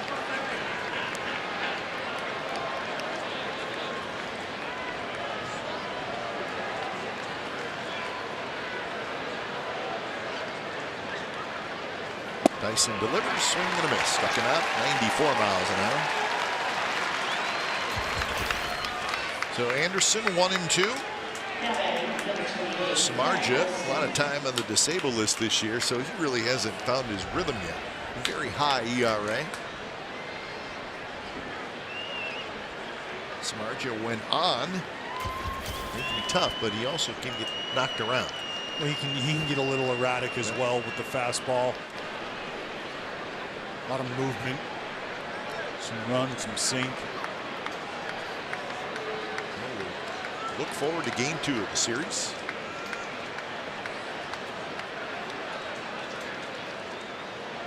First pitch to Olsen, way inside, 95 miles an hour. And then Sean Manaea and Andy Suarez on Sunday to wrap up the first half. Southpaws.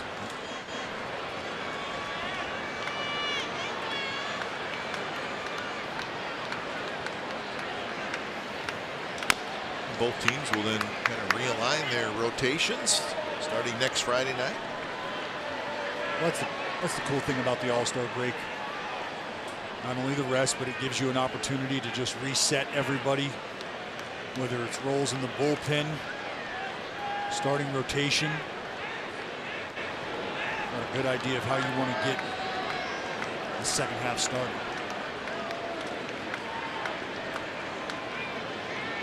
Man, it'll be a second half. Both teams in a pennant race. That's right. Exciting. Strike outside corner, 93 miles an hour. Olsen, 2 strikeouts and a walk. You know, Kite, that's really all you can ask for in the second half, is to be playing meaningful baseball, especially the way things kind of shaped up very early on in this season. And I believe before the end of the first month, or maybe it was the first month and a half or so, there were strike 3 call.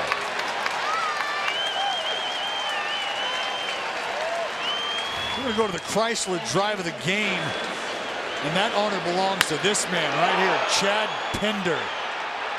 Solo blast in the 5th off the southpaw Bumgarner.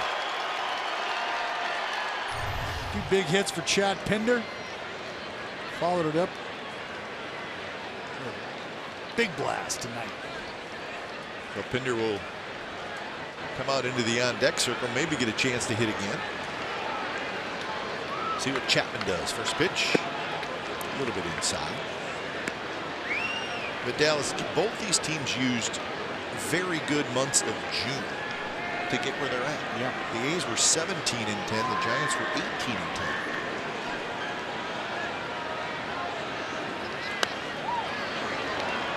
One and 1 the count. Chapman, fly ball to right, a strikeout and a walk.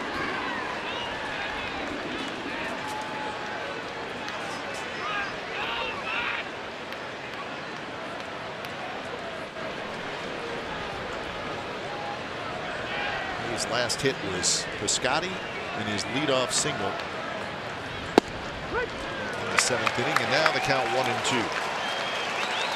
So what's left of the crowd tonight, at least the orange and black fans will stand up. Chapman trying to keep the game going. Did he go? No. Vic Carapazza, the first base umpire. Doesn't have to be, and I like it.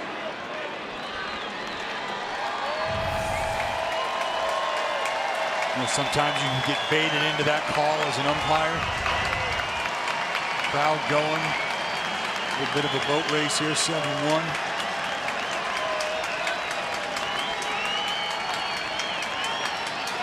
Chapman, a big bouncer. Hansen charges. That should do it, and it will.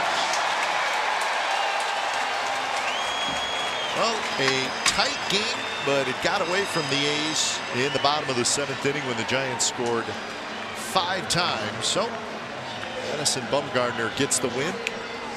And game 1 of the Bay Bridge series goes to the San Francisco Giants. 3 hours and 16 minutes was your time of game. The attendance 41,751. So we will do it again tomorrow night. Final score tonight, game 1 of the series. The Giants over the Athletics, 7-1. 8-1. It's time now for A's Post Game Live. Standing by from the studio, here's Brody Brazil.